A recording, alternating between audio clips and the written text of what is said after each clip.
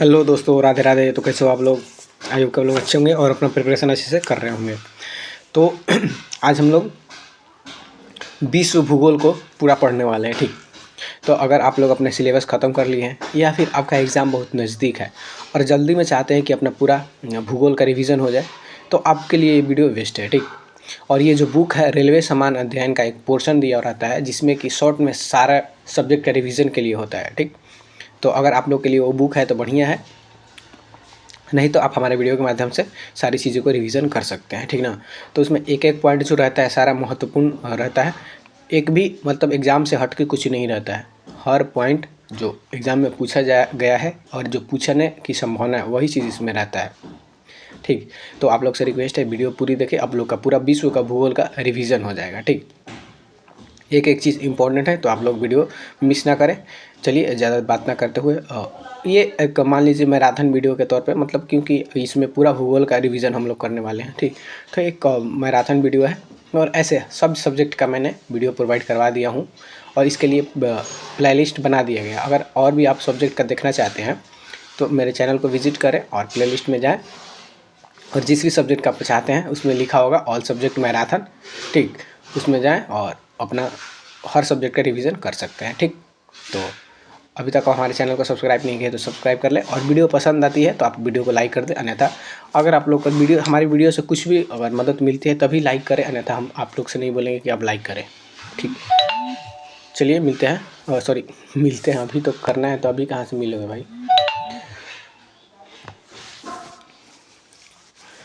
तो स्टार्ट करते हैं हम लोग, ठीक।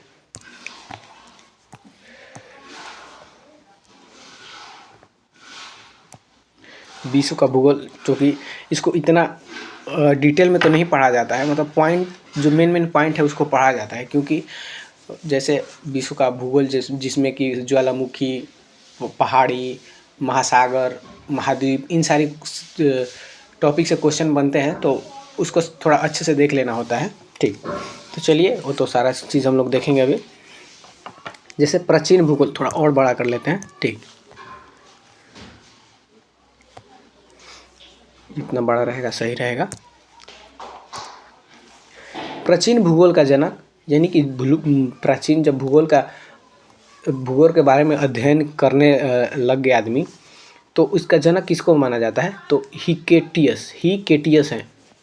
तो प्राचीन भूगोल के जनक हिकेटियस हैं। और भूगोल शब्द ग्रीक भाषा से लिया गया है। भूगोल शब्द ये ग्रीक भाषा का है, ठीक। भूगोल शब्द ग्रीक भाषा का है। जियोग्राफी शब्द का प्रथम प्रयोग इरेटोस्थेनीज ने किए थे। जियोग्राफी शब्द का प्रयोग, ठीक। भूगोल का जो इंग्लिश नाम है जियोग्राफी। उसके बाद है व्यवस्थित भूगोल का पिता किसे माना जाता है? तो इरेटोस्थेनीज को माना जाता है व्यवस्थित भूगोल का जनक, ठीक। उसके बाद आधुनिक भूगोल के संस्थापक माना जाता है अलेक्जेंडर वान हम्बोल्ट को। आधुनिक भूगोल का संस्थापक किसे माना जाता है? तो अलेक्जेंडर वन हम्बोल्ट को। विश्व मानचित्र के निर्माण करता है, जो लोग अब ग्लोबल देखते होंगे और मानचित्र, उसका जनक कौन है? तो ये क्या है? अनेक्जिमेंडर जो विश्व मानचित्र के निर्माण करता है ये अनेक्जिमेंडर है। और ग्लोब जो वो पृथ्वी का जो गोला टाइप का रहता है, जो कि उस पे सारे विश्व का मानचित्र रहता है, उसका निर्माता कौन है? तो मार्टिन बैहम। भौगोलिक विश्वकोश की रचना स्ट्राबो ने की थी। भौगोलिक विश्वकोश की रचना पृथ्वी की आंतरिक संरचना की 3 परतों में विभाजित है। पृथ्वी की आंतरिक संरचना है जो 3 परतों में विभाजित है। कौन-कौन? तो सबसे ऊपरी भाग परपट्टी है। सबसे ऊपरी भाग क्या है? परपट्टी है। और बीच वाले भाग मेंटल है और सबसे नीचे वाले क्रोड, ठीक।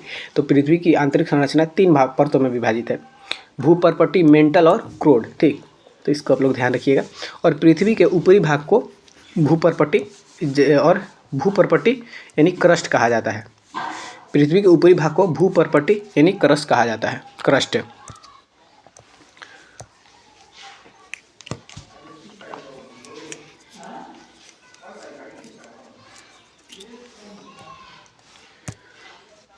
उसके बाद है भूपर्पटी बना होता है। भूपर्पटी जो है ये किससे बना होता है? तो बेसाल्ट चट्टानों से बना होता है।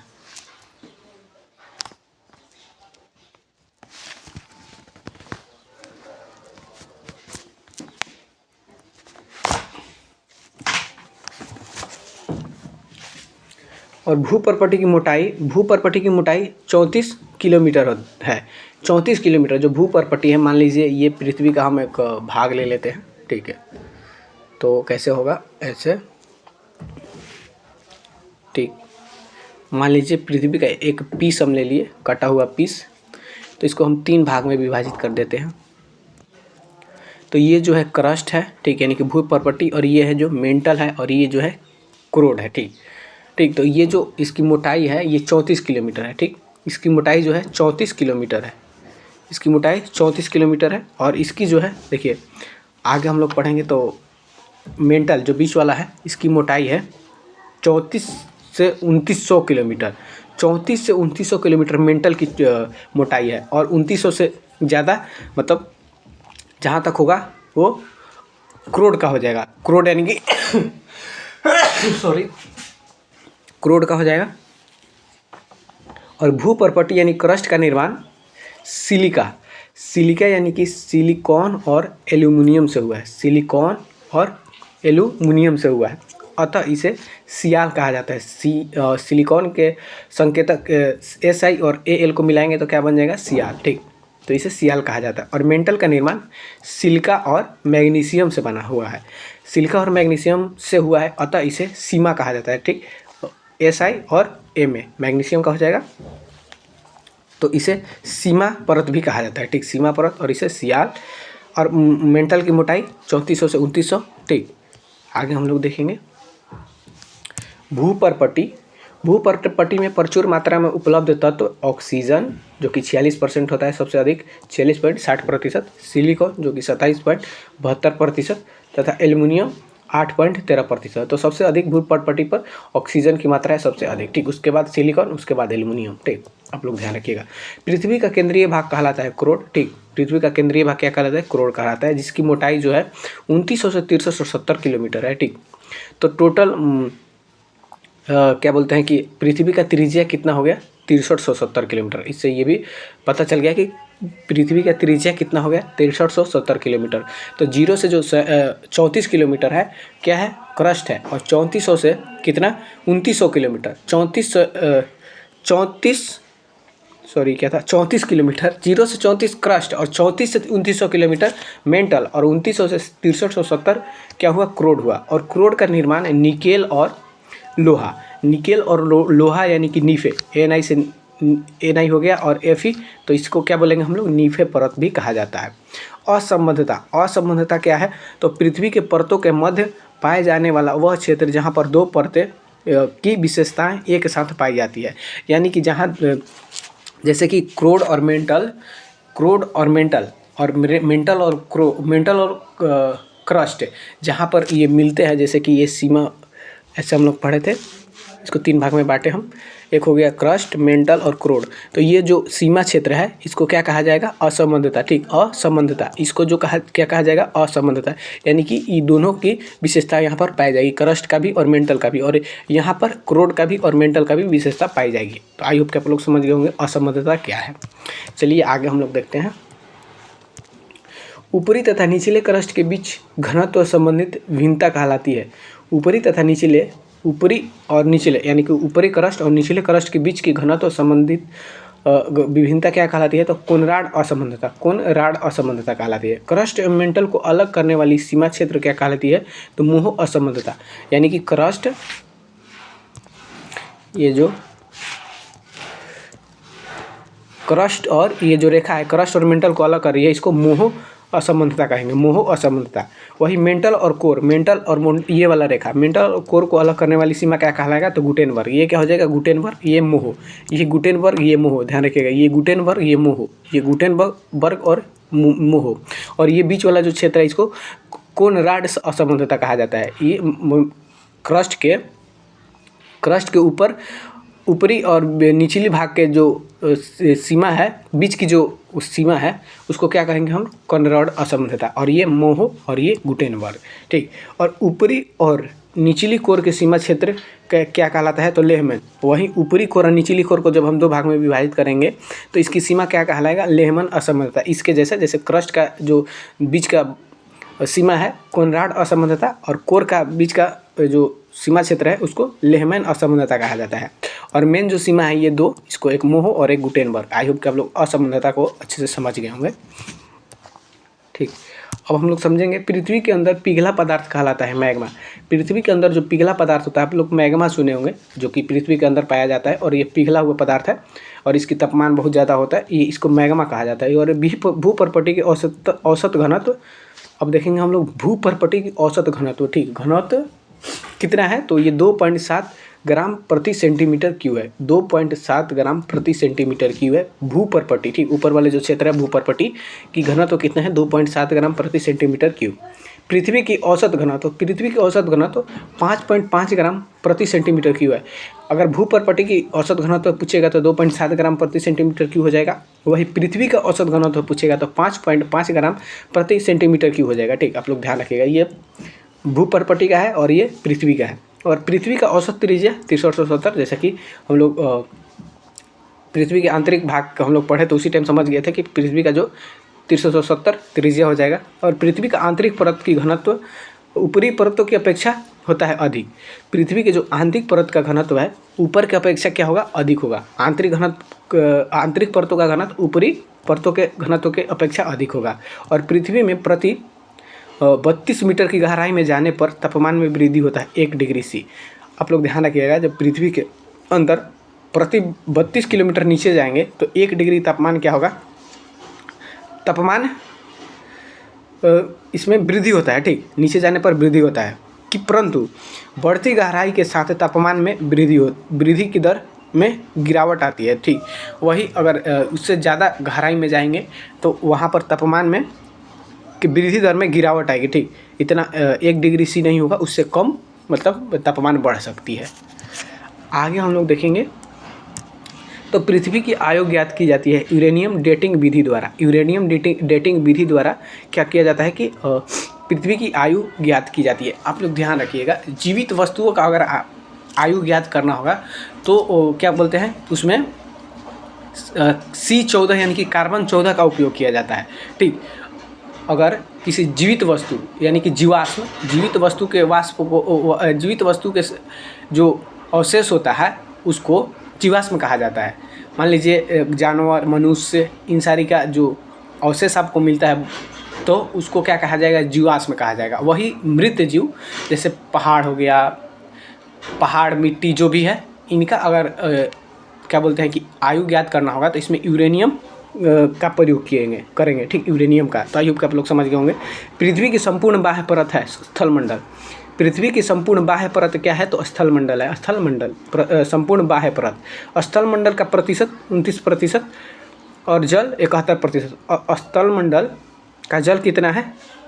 जो बाहरी परत है, पृथ्वी के बाहरी परत, जहाँ पर कि मनुष्य, जानवर, सारी विभिन्न प्रजातियाँ पाई जाती है, जो कुछ भी है, तो वहाँ पर 29% सिर्फ स्थल है। आप लोग समझ पा रहे होंगे, स्थल जिस पर कि हम लोग रहते हैं, स्थल। जल में तो रहता कोई है नहीं, तो जल कितना है? तो 71% है। जल 71% है और स्थल 29% है। ये चीज़ ध्यान रखिएगा, स्थल 29% है।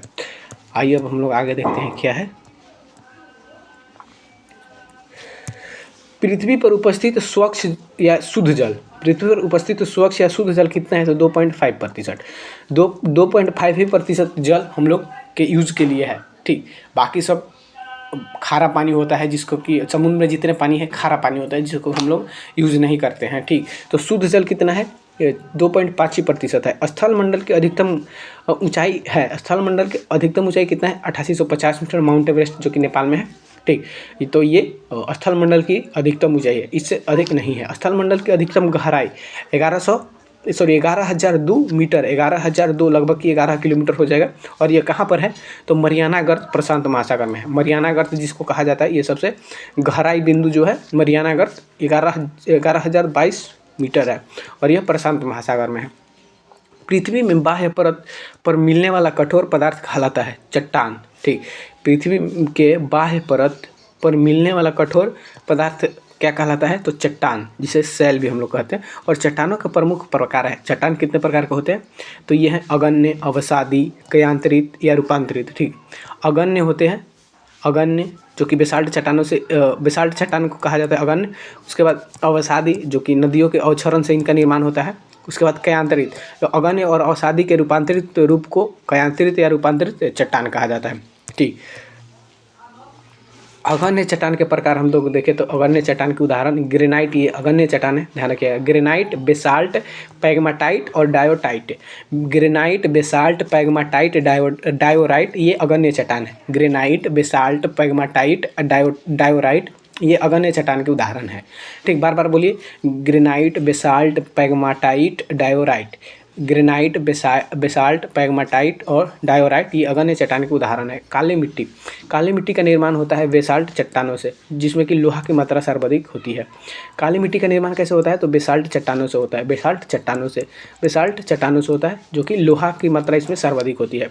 अवसादी शैलों का निर्माण कैसे होता है? तो ये शैलों के क्षरण से प्राप्त अवसादों को लगातार जमा होने से, यानी कि जो चट्टान है उसका क्षरण होता है, झरता है, तो नदियों द्वारा उसको लगातार जमा किया जाता है। ठीक, जैसे कि पहाड़ी नदियाँ होती है, उन क्या करती है कि पहाड़ों को तोड़कर लाकर एक जमा करती है एक जगह। उससे क्या बनता है? तो अवसादी चट्टाने का निर्माण होता है। ठीक, अवसादी चट्टान का निर्माण होता है। और चूना पत्थर, डोलोमाइट, बलुआ पत्थर, कोयला, कांगलोमरेट उदाहरण है अवसादी चट्टाने का। तो चूना पत्थर, डोलोमाइट, बलुआ पत्थर, कोयला, कांगलोमरेट ये क्या है? अवसादी चट्टान है। चूना पत्थर, डोलोमाइट, बलुआ पत्थर, कोयला, कांगलोमरेट ये अवसादी चट्टान है। पेट्रोलियम पाया जाता है अवसादी चट्टानों में।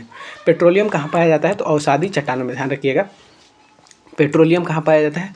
तो अवसादी चट्टानों में पाया जाता है। आगरा का किला तथा दिल्ली का लाल किला बना है लाल बलुआ पत्थर से। आगरा का किला और दिल्ली का लाल किला किससे बना है? तो लाल बलुआ पत्थर से बना है, लाल बलुआ पत्थर से। आइए आगे देखते हैं। तो कयांतरित शैलों का निर्माण, कयांतरित शैलों का निर्माण रासायनिक क्रियाओं, ताप, दाब आदि के कारण अगण्य एवं अवसादी शैलों से होता है। वही कयांतरित शैल जो कि कयांतरित या रूपांतरित कहा जाता है, तो यह रासायनिक क्रियाओं द्वारा ताप, दाब आदि के कारण अगण्य एवं अवसादी शैलों का जो परिवर्तन होता है उसे क्या कहा जाता है? ठीक, कयांतरित शैल कहा जाता है। इसका ताप के कारण या फिर दाब के कारण जो अगण्य चट्टान है और अवसादी चट्टान है उनका निर्माण होता है, मतलब उनका रूप अलग हो जाता है, तो उसके क्या कहा जाता है? कयांतरित शैल या फिर कयांतरित चट्टान। स्लेट, संगमरमर, शिस्ट, क्वार्ट्ज और नीस ये क्या है? कयांतरित शैल। स्लेट, संगमरमर, शिस्ट, क्वार्ट्ज और नीस। स्लेट, संगमरमर, शिस्ट, क्वार्ट्ज और नीस। स्लेट, संगमरमर, शिस्ट, क्वार्ट्ज और नीस ये क्या है? कयांतरित शैल के उदाहरण है। नीस किसका कयांतरित रूप है? तो ग्रेनाइट का। ग्रेनाइट का कयांतरित रूप कौन है? तो नीस है। ग्रेनाइट, नीस, ग्रेनाइट, नीस, ग्रेनाइट, नीस, ग्रेनाइट, नीस, ध्यान रखिएगा। संगमरमर है किसका? तो चूना पत्थर का। चूना पत्थर का रूपांतरित रूप क्या है? तो संगमरमर। चूना पत्थर, संगमरमर, चूना पत्थर, संगमरमर। और बलुआ पत्थर का कयांतरित रूप क्वार्ट्ज, क्वार्ट्ज। बलुआ पत्थर का कयांतरित रूप क्वार्ट्ज। बलुआ पत्थर का कयांतरित रूप क्या है? क्वार्ट्ज। स्लेट, स्लेट किसका है? तो शैल का। स्लेट शैल का, स्लेट शैल का। किस चट्टान में जीवाश्म नहीं मिलता है? किस चट्टान में जीवाश्म नहीं मिलता है? अगण्य और रूपांतरित में। अगण्य एवं रूपांतरित में नहीं मिलता है, यानी किस में मिलता है? तो अवसादी में मिलता है। जीवाश्म किस में मिलता है? अवसादी में मिलता है। अगण्य और रूपांतरित में नहीं मिलता है, अगण्य और रूपांतरित में नहीं मिलता है। चलिए आगे देखते हैं। ज्वालामुखी, ज्वालामुखी क्या है? तो धरातल पर स्थित एक प्राकृतिक छिद्र जिससे होकर पिघला हुआ पदार्थ लावा, राख, जलवाष्प बाहर निकलता है। ठीक, तो ज्वालामुखी से क्या क्या निकलता है? ये पृथ्वी के अंदर एक छिद्र हो जाता है। इसका कई कारण है, जिससे कि पिघला हुआ पदार्थ जैसे कि लावा, राख, जलवाष्प बाहर निकलता है। क्या क्या? लावा, राख और जलवाष्प बाहर निकलता है। ज्वालामुखी उदागर छिद्र कहलाता है क्रेटर, जहाँ से ज्वालामुखी का उदागर होता है, यानी कि जहाँ से ज्वालामुखी निकलता है उसके केंद्र को क्या कहा जाता है? छिद्र को क्रेटर कहा जाता है। ठीक, क्रेटर कहा जाता है। और बड़े आकार वाले ज्वालामुखी का उद्गार छिद्र क्या कहलाता है? तो कैल्डेरा। अगर बड़ा आकार का ज्वालामुखी का छिद्र होगा, ठीक, तो उसे क्या कहेंगे, कैल्डेरा। अगर छोटा आकार का ज्वालामुखी होगा उसके छिद्र को क्या कहेंगे, क्रेटर। बड़ा आकार के ज्वालामुखी के छिद्र को क्या कहेंगे, तो कैल्डेरा कहेंगे। और ज्वालामुखी उजागर के समय भूगर्भ में स्थित तरल पदार्थ कहलाता है मैग्मा। जब ये ज्वालामुखी का उजागर होता है तो जो पिघला हुआ पदार्थ होता है अगर भूगर्भ में है, यानी कि पृथ्वी के अंदर है, तो उसको हम लोग मैग्मा कहेंगे। जब वही बाहर निकल जाता है तो उसको बाहर लावा कहा जाता है। ध्यान रखिएगा, अंदर मैग्मा है लेकिन जब बाहर निकल जाएगा तो उसको लावा कहेंगे। और ज्वालामुखी के अंतिम अवस्था में जो जलवाष्प निकलता है कहलाता है धुआंरे। ज्वालामुखी के अंतिम अवस्था में जो जलवाष्प निकलता है उसे क्या कहते हैं हम लोग, धुआंरे कहते हैं। चलिए आगे देखते हैं। ज्वालामुखी उद्गार के समय छिद्रों या दरारों से जब जलवाष्प बहुत ऊंचाई तक निकलते हैं तो उसे क्या कहते हैं, ग्रेसर। ज्वालामुखी उद्गार के समय छिद्रों या दरारों से जल वाष्प बहुत ऊंचाई तक निकलते हैं तो उसे क्या कहते हैं, ग्रेसर कहते हैं। ठीक, ग्रेसर। ओल्ड फेथफुल संयुक्त राज्य अमेरिका के येलोस्टोन पार्क में स्थित ग्लेशियर है। ओल्ड फेथफुल संयुक्त राज्य अमेरिका के येलोस्टोन पार्क में स्थित क्या है, ग्लेशियर है। क्या है, ग्लेशियर है। हजारों धुआंरे की घाटी किसे कहा जाता है, हजारों धुआंरे की घाटी किसे कहा जाता है, तो अलास्का जो कि यूएसए में है के कटमई पर्वत को, अलास्का के कटमई पर्वत को कहा जाता है। हजारों धुआंरे की घाटी किसे कहा जाता है, अलास्का के कटमई पर्वत को, अलास्का के कटमई पर्वत जो कि यूएसए अमेरिका में है। प्रकृति का सुरक्षा बल्ब किसे कहा जाता है, तो ज्वालामुखी को। प्रकृति का सुरक्षा बल्ब किसे कहा जाता है, ज्वालामुखी को। सक्रिय ज्वालामुखी किसे कहते हैं, जो कि उसमें हमेशा उद्गार होता रहता है। ठीक, जो जिस ज्वालामुखी में हमेशा उद्गार होता रहता है उसे सक्रिय ज्वालामुखी कहते हैं। तो ये कौन कौन है, तो स्ट्रोम्बली है, एटना, जो कि स्ट्रोम्बली और एटना दोनों इटली में, स्ट्रोम्बली तथा एटना दोनों इटली में है। कोटोपैक्सी इक्वाडोर में है, और मोना लोआ हवाई द्वीप अमेरिका में है। ठीक, तो ये सभी सक्रिय ज्वालामुखी है। कौन कौन, स्ट्रोम्बली, एटना, कोटोपैक्सी, मोना लोआ। स्ट्रोम्बली, एटना, कोटोपैक्सी, मोना लोआ, ये सभी सक्रिय ज्वालामुखी है। ठीक, अब हम लोग देखेंगे भूमध्य सागर का प्रकाश स्तंभ कहलाता है स्ट्रोम्बली ज्वालामुखी। भूमध्य सागर का प्रकाश स्तंभ किसे कहते हैं, तो हम लोग स्ट्रोम्बली ज्वालामुखी को। स्ट्रोम्बली स्थित है लिपारी द्वीप इटली में। स्ट्रोम्बली कहाँ स्थित है, तो लिपारी द्वीप इटली में। प्रसुप्त ज्वालामुखी जिसमें कि अभी तो उद्गार नहीं हुआ लेकिन फ्यूचर में उसमें उसका उद्गार होने का संभावना है। ठीक, जो ज्वालामुखी अभी सक्रिय नहीं है लेकिन कभी भी सक्रिय हो सकता है। ठीक, तो उसे प्रसुप्त ज्वालामुखी कहते हैं। तो इसका उदाहरण कौन है, जैसे कि फ्यूजियामा ज्वालामुखी जापान का, और विसुवियस ज्वालामुखी इटली का है। मेयन फिलीपींस का है। विसुवियस इटली का है, मेयन फिलीपींस का है। कराकाटोआ सुंडा जलडमरू के पास है। कौन, तो कराकाटोआ ज्वालामुखी, शांत ज्वालामुखी ये उस ज्वालामुखी है जिसमें कि कभी उद्गार नहीं हुए हैं और ना ही होने की संभावना है। ठीक, शांत ज्वालामुखी में ना तो कभी उद्गार हुए हैं और ना कभी उद्गार होने की संभावना है। ठीक, तो ये कहाँ पर है, तो किलिमंजारो अफ्रीका में है। किलिमंजारो ज्वालामुखी अफ्रीका में है। और कोह सुल्तान ज्वालामुखी ईरान में है। पोप म्यांमार में है। पोप ज्वालामुखी कहाँ पर है, तो म्यांमार में है। Pope Myanmar. और चिम्बराजो इक्वाडोर। तो लिपारी, फ्यूजियामा, विसुवियस, मेयन, कराकाटोआ ये सभी प्रसुप्त हो गए। किलिमंजारो, कोह, पोप, चिम्बराजो ये सभी शांत ज्वालामुखी हो गए। और क्या है, स्ट्रोम्बली, उसके बाद है एटना, और कोई है, वो सभी सक्रिय ज्वालामुखी है। तो आप लोग इसको ध्यान रखिएगा, ये पूछ लेता है। इसका देखिए एक चीज़ ध्यान रखना है कि प्रसुप्त और सक्रिय और शांत ज्वालामुखी कौन कौन है, इसको ध्यान में रखना है। और ज्वालामुखी की स्थिति, इन सारी चीज़ों को ध्यान रखिएगा, ऐसे ही क्वेश्चन बनता है। किस महाद्वीप में एक भी ज्वालामुखी नहीं है, ये भी काफ़ी इंपॉर्टेंट है। किस महाद्वीप में एक भी ज्वालामुखी है, तो ये ऑस्ट्रेलिया ऐसा महाद्वीप है जहाँ पर एक भी ज्वालामुखी नहीं है। ठीक, ऑस्ट्रेलिया एक ऐसा महाद्वीप है जहाँ पर एक भी ज्वालामुखी नहीं है। विश्व का सबसे ऊंचा सक्रिय ज्वालामुखी कोटोपैक्सी इक्वाडोर दक्षिण अमेरिका में है। कोटोपैक्सी यह विश्व का सबसे ऊंचा सक्रिय ज्वालामुखी है। कहाँ पर है, तो इक्वाडोर दक्षिण अमेरिका में है। और विश्व की सबसे ऊंचाई पर स्थित शांत या मृत ज्वालामुखी एकांक गुहा एंडीज पर्वत में है। कहाँ पर है, तो एंडीज पर्वत में है। और ये एंडीज पर्वत कहाँ पर है? तो ये दक्षिणी अमेरिका में है। दक्षिणी अमेरिका में एकांकगुआ ज्वालामुखी, ये सबसे ऊंचाई पर स्थित शांत ज्वालामुखी है। एकांकगुआ, एकांकगुआ, एकांक मतलब कि एकांत। एकांत क्या है कि एकांत आदमी शांत रहना, जो एकांत रहना चाहता है क्योंकि उसको शांति चाहिए, तभी उसको एकांत रहना है। तो इससे याद रहेगा कि एकांकगुआ यानी कि शांत, एकांत शांत, सबसे ऊंचाई पर स्थित एकांकगुआ है एंडीज पर्वत पर। और भारत का एकमात्र सक्रिय ज्वालामुखी अंडमान निकोबार में स्थित बैरन द्वीप है। बैरन द्वीप एकमात्र सक्रिय ज्वालामुखी है भारत का। कहाँ पर है? तो अंडमान निकोबार में। और ज्वालामुखी पर्वत माउंट सेंट हेलेंस स्थित है। ज्वालामुखी पर्वत किसे कहा जाता है? तो माउंट सेंट हेलेंस को, माउंट सेंट हेलेंस को। तो ये कहाँ पर है? तो ये अमेरिका के हवाई द्वीप में है। अमेरिका के हवाई द्वीप में है, ठीक। अमेरिका के कहाँ पर है? तो हवाई द्वीप में है। अब हम लोग जानेंगे कि विश्व का सर्वाधिक सक्रिय ज्वालामुखी। विश्व का सर्वाधिक सक्रिय ज्वालामुखी कौन है? तो ये किलाउ ज्वालामुखी है। किलाउ ज्वालामुखी कहाँ पर है? तो अमेरिका के हवाई द्वीप में है। अमेरिका के हवाई द्वीप में है किलाउ ज्वालामुखी। किलाउ ज्वालामुखी प्राकृतिक घटनाओं से पृथ्वी का कंपन कहलाता है भूकंप। प्राकृतिक घटनाओं से पृथ्वी का कंपन क्या कहलाता है? तो भूकंप कहलाता है। भूकंप। भूकंप का अध्ययन कहलाता है सिस्मोलॉजी। भूकंप का अध्ययन सिस्मोलॉजी कहलाता है। भूकंप का अध्ययन सिस्मोलॉजी। अब हम लोग भूकंप के बारे में जान रहे हैं, ठीक। तो वह बिंदु जहाँ सबसे पहले भूकंपीय तरंग का पता चलता है कहलाता है अधिकेंद्र। वह बिंदु जहाँ सबसे पहले भूकंपीय तरंग का पता चलता है क्या कहलाता है? अधिकेंद्र कहलाता है। अधिकेंद्र, सबसे पहले जहाँ भूकंप का पता चलेगा उसको हम लोग अधिकेंद्र कहते हैं। और भूकंपीय तरंग को मापने वाला यंत्र सिस्मोग्राफ। भूकंपीय तरंग को मापने वाला यंत्र क्या है? तो सिस्मोग्राफ है, ठीक। इसको अध्ययन का क्या कहते हैं? सिस्मोलॉजी। और भूकंपीय तरंग, ध्यान रखिएगा, तरंग और तीव्रता अलग अलग होता है। तो भूकंपीय तरंग को मापने के लिए सिस्मोग्राफ, और भूकंपीय तीव्रता को मापने के लिए रिएक्टर पैमाने का स्केल पर मापन किया जाता है, ठीक। तरंग सिस्मोग्राफ, तरंग को मापन के लिए सिस्मोग्राफ, और तीव्रता रिएक्टर पैमाना या फिर रिएक्टर स्केल इसको कहा जाता है।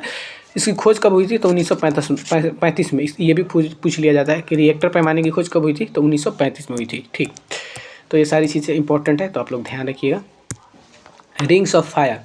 रिंग्स ऑफ फायर प्रशांत महासागर क्षेत्र में भूकंप ज्वालामुखी से प्रभावित क्षेत्र है, ठीक। तो रिंग्स ऑफ फायर ऐसा क्षेत्र है जहाँ पर भूकंप और ज्वालामुखी बहुत ज़्यादा होते रहते हैं, ठीक। भूकंप और ज्वालामुखी यहाँ पर बहुत ज़्यादा है। कहाँ पर? तो रिंग्स ऑफ फायर जो कि प्रशांत महासागर के क्षेत्र में है, प्रशांत महासागर में। सागरीय भूकंप से समुद्र से उत्पन्न विनाशकारी लहरों को कहा जाता है सुनामी। सागरीय भूकंप से समुद्र में उत्पन्न विनाशकारी लहरों को क्या कहते हैं हम लोग? सुनामी, जो कि महासागर में आता है। और सुनामी किस भाषा का शब्द है? तो जापानी। सुनामी जापानी भाषा का शब्द है। सुनामी जो है ये जापानी भाषा का शब्द है। हिंद महासागर में सुनामी आई थी तो 26 दिसंबर 2004 को। हिंद महासागर में सुनामी कब आई थी? 26 दिसंबर 2004 को। 26 दिसंबर 2004 को आई थी हिंद महासागर में सुनामी, ठीक। 26 दिसंबर 2004 को। भूकंपीय तरंगें होती है 3 प्रकार की। हाँ, भूकंपीय तरंगें कितने प्रकार की होती है? तो 3 प्रकार की होती है। पी तरंगे, एस तरंगे और एल तरंगे। भूकंपीय तरंगें कितने प्रकार की होती है? पी तरंगे, एस तरंगे और एल तरंगे, 3 प्रकार की। प्राथमिक तरंग किसे कहा जाता है? तो पी तरंग को। प्राथमिक तरंग पी तरंग को कहा जाता है। प्राथमिक तरंग पी तरंग को कहा जाता है। पी तरंगें होती है अनुदैर्घ्य, ठीक। पी तरंगें अनुदैर्घ्य होती है। एक जो तरंगों का चलने का माध्यम होता है अनुदैर्घ्य, जो ऐसे चलता है, यो ऐसे। और जो अनुप्रस्थ होता है, ये अनुप्रस्थ है, ठीक। ये अनुप्रस्थ है। और अनुदैर्घ्य कैसे होता है? तो जैसे ध्वनि चलता है ऐसे ऐसे ऐसे ऐसे, कंपन के माध्यम से चलता है, ठीक। तो ये जो हो गया अनुदैर्घ्य हो गया और ये अनुप्रस्थ हो गया, ठीक। आई होप कि आप लोग तरंग के चलने का माध्यम आप लोग समझ गए होंगे। और जो एस तरंगें होती है ये अनुप्रस्थ होती है, ठीक। एस तरंगें अनुप्रस्थ होती है, यानी कि ये ऐसे लहरिया कट चलती है ये। उसके बाद है एल तरंगे। एल तरंगे होती है अनुप्रस्थ एवं अनुदैर्घ्य दोनों होती है, ठीक। एल तरंगे क्या होती है? अनुप्रस्थ और अनुदैर्घ्य दोनों होती है। और धरातल तक सीमित होती है। धरातल तक, यानी कि धरातल तक ही ये सीमित रहती है। कौन? तो एल तरंगे, ठीक। ये धरातल तक ही सीमित रहती है। ठोस, तरल तथा गैस तीनों माध्यम से होकर गुजरती है पी तरंगे। पी तरंगे की क्या खासियत है? तो ये ठोस, गैस और द्रव, यानी कि ठोस, तरल और गैस तीनों माध्यमों से होकर गुजर सकती है पी तरंगे। और केवल ठोस से गुजरती है एस तरंगे। केवल ठोस से एस तरंगे, ठीक। और सर्वाधिक गति या आवृत्ति होती है पी तरंगे की। सर्वाधिक गति या आवृत्ति होती है पी तरंगे की। और सबसे कम गति या आवृत्ति होती है एल तरंगे की। सबसे कम गति या आवृत्ति होती है एल तरंगे की। और सर्वाधिक गति या आवृत्ति पी तरंगे की, ठीक। सर्वाधिक गति या आवृत्ति बोलेगा तो पी तरंग, सबसे कम गति या आवृत्ति एल तरंग, और केवल ठोस माध्यम में एस तरंग, और तीनों माध्यम में पी तरंग, ठीक। और धरातल तक ही सीमित रहती है एल तरंग। चलिए हो गया, अब आगे देखते हैं। और सर्वाधिक विनाशकारी एल तरंग, ठीक। सर्वाधिक विनाशकारी एल तरंग, अब आप लोग सोचिएगा कि सबसे अधिक गति तीव्रता इसका है, लेकिन सबसे विनाशकारी एल है, ये चीज़ भी ध्यान रखिएगा, सबसे सब विनाशकारी एल है, ठीक। इसका सब चीज़ कम है, गति भी और तीव्रता भी, लेकिन फिर भी ये विनाशकारी है। अधिक केंद्र पर सबसे पहले पहुंचती है पी तरंगे। अधिक केंद्र पर, जहाँ कि भूकंप को सबसे पहले महसूस किया जाता है, तो ये अधिक केंद्र पर सबसे पहले कौन तरंग पहुंचता है, तो पी तरंग। और सर्वाधिक भूकंप आते हैं प्रशांत महासागर में। सर्वाधिक भूकंप कहाँ पर आते हैं, तो प्रशांत महासागर में, ठीक। प्रशांत महासागर में सर्वाधिक भूकंप आता है, ठीक। और सामान्य धरातल से ऊंचा तथा तीव्र ढाल वाला भाग कहलाता है पर्वत। सामान्य धरातल से ऊंचा तथा तीव्र, सामान्य धरातल से ऊंचा तथा तीव्र ढाल वाला भाग क्या कहलाता है, तो पर्वत कहलाता है। और विश्व का सबसे प्राचीन पर्वत अरावली है, ठीक। विश्व का सबसे प्राचीन पर्वत अरावली। विश्व का सबसे ऊंचा पर्वत हिमालय, जो कि ऊंची चोटी उसका माउंट एवरेस्ट है। अरावली की ऊंची चोटी गुरु शिखर है। और सबसे लंबी क्या बोलते हैं, सबसे लंबी पर्वत श्रृंखला कौन है, तो एंडीज पर्वत। एंडीज पर्वत श्रृंखला सबसे लंबी पर्वत श्रृंखला है विश्व का। और विश्व का सबसे प्राचीन अरावली, और विश्व का सबसे ऊंचा हिमालय, ठीक। चलिए अब आगे देखते हैं हम लोग। पर्वत के प्रमुख प्रकार हैं। पर्वत के हम प्रकार की बात करें तो ब्लॉक या भ्रंशोथ, ब्लॉक या भ्रंशोथ प्रकार के पर्वत होते हैं। अवशिष्ट, ज्वालामुखी और मुर्दार वलित पर्वत, ठीक। तो ये सभी पर्वत के प्रकार हैं, ब्लॉक, अवशिष्ट, ज्वालामुखी से निर्मित और मुर्दार वलित पर्वत। तो ब्लॉक पर्वत क्या है, ब्लॉक पर्वत कौन कौन है, तो सतपुड़ा जो पर्वत है ये ब्लॉक पर्वत है, ये भारत में है। ब्लैक फॉरेस्ट पर्वत ये जर्मनी में है, ये ब्लॉक पर्वत है। वसजेस पर्वत ये ब्लॉक पर्वत है, और ये फ्रांस में है। सॉल्ट पर्वत, सॉल्ट रेंज पर्वत पाकिस्तान में है। और सिएरा नेवादा यूएसए, ये सभी ब्लॉक पर्वत हैं, ठीक। सतपुड़ा, ब्लैक फॉरेस्ट, उसके बाद वासजेस, सॉल्ट रेंज, सिएरा, ये सभी ब्लॉक पर्वत के उदाहरण है। और विश्व का सबसे विस्तृत ब्लॉक पर्वत पूछेगा तो कौन हो जाएगा, सिएरा नेवादा ये कैलिफोर्निया के अमेरिका में है, ठीक। सिएरा नेवादा ये सबसे विस्तृत ब्लॉक पर्वत है। और ब्लॉक पर्वत के बीच धंसा भाग कहलाता है रिफ घाटी। ब्लॉक पर्वत के बीच के धंसा भाग क्या कहलाता है, तो रिफ घाटी कहलाता है, रिफ घाटी। विश्व की सबसे लंबी रिफ घाटी कौन है, तो जॉर्डन नदी की घाटी जाम्बेजी नदी तक जॉर्डन नदी की घाटी है, ठीक। विश्व की सबसे लंबी रिफ घाटी। उसके बाद है अवशिष्ट पर्वतों का निर्माण होता है चट्टानों के अपरदन के फलस्वरूप। अवशिष्ट पर्वतों का निर्माण कैसे होता है, तो चट्टानों के अपरदन के फलस्वरूप। अवशिष्ट पर्वतों के उदाहरण है विंध्याचल, अरावली, यूराल, या जो कि यूरोप में है। अवशिष्ट पर्वतों का उदाहरण कौन है, तो विंध्याचल, अरावली और यूराल।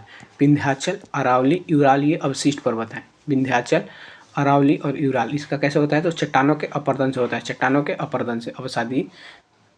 उसके बाद है मुर्दार या वलित पर्वत। मुर्दार या वलित पर्वत का निर्माण कैसे होता है, तो पृथ्वी के संपीड़न से चट्टानों के मुड़ने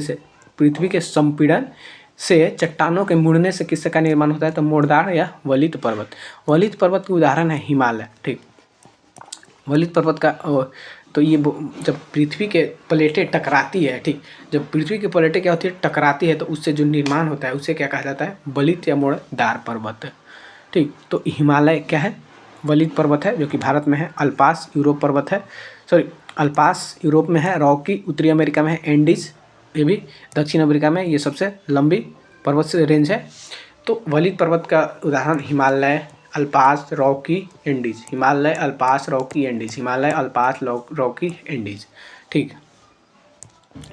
और ज्वालामुखी पर्वत,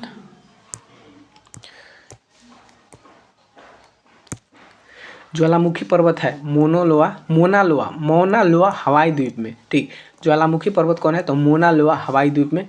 और विसुवियस पर्वत ज्वालामुखी पर्वत है, जो कि इटली में है। विसुवियस, कोटोपैक्सी, फ्यूजियामा, ठीक है। मोना लोआ विसुवियस, कोटोपैक्सी, फ्यूजियामा, ये सभी ज्वालामुखी पर्वत है। तो इसका निर्माण कैसे हुआ है? तो ज्वालामुखी से हुआ है। ठीक, ज्वालामुखी से हुआ है। मोना लोआ, विसुवियस, कोटोपैक्सी, फ्यूजियामा, ये सभी ज्वालामुखी के नाम पे ही इनका नाम रखा गया है। ठीक, मोना लोआ भी ज्वालामुखी है, विसुवियस भी ज्वालामुखी है, और कोटोपैक्सी भी ज्वालामुखी है, और फ्यूजियामा भी ज्वालामुखी है। ठीक, तो मोना लोआ हवाई द्वीप में है, हवाई द्वीप उत्तरी अमेरिका। विसुवियस इटली में है, कोटोपैक्सी इक्वाडोर में है, और फ्यूजियामा जापान में है। यू आकार की घाटी का निर्माण हिम नदियों द्वारा लंबवत अपर्दन से हिमानी क्षेत्रों में होती है। ठीक, यू आकार की घाटी का निर्माण कैसे होता है? तो जो हिमनद जो कि जहाँ पर जिस पहाड़ों पर हिम जमा रहता है, यानी कि बर्फ़ गिरा रहता है, तो उनसे जो नदियों का निर्माण होता है, तो वो नदियाँ क्या करती है कि यू आकार की घाटी बनाती है। ठीक, जो कि एकदम 90 डिग्री पर गिरती है। ठीक, 90 डिग्री पर उन लोगों का अपर्दन होता है। ठीक, उसके बाद पृथ्वी तल का विशिष्ट रूप जो सामान्यतः तल से ऊंचा होता है कहलाता है पठार। पृथ्वी तल से विशिष्ट रूप से जो सामान्य तल से ऊंचा होता है उसे कहलाता है पठार। तो ये क्या होता है कि देखिए, पहाड़ क्या होता है? पहाड़ चट्टान 2-3 प्रकार के होते हैं। जैसे ये जो ज़्यादा ऊंचा रहेगा उसको पहाड़ कहा जाता है। ठीक, और इसको अच्छे से समझते हैं। ये पहाड़ हो गया। ठीक, उसके बाद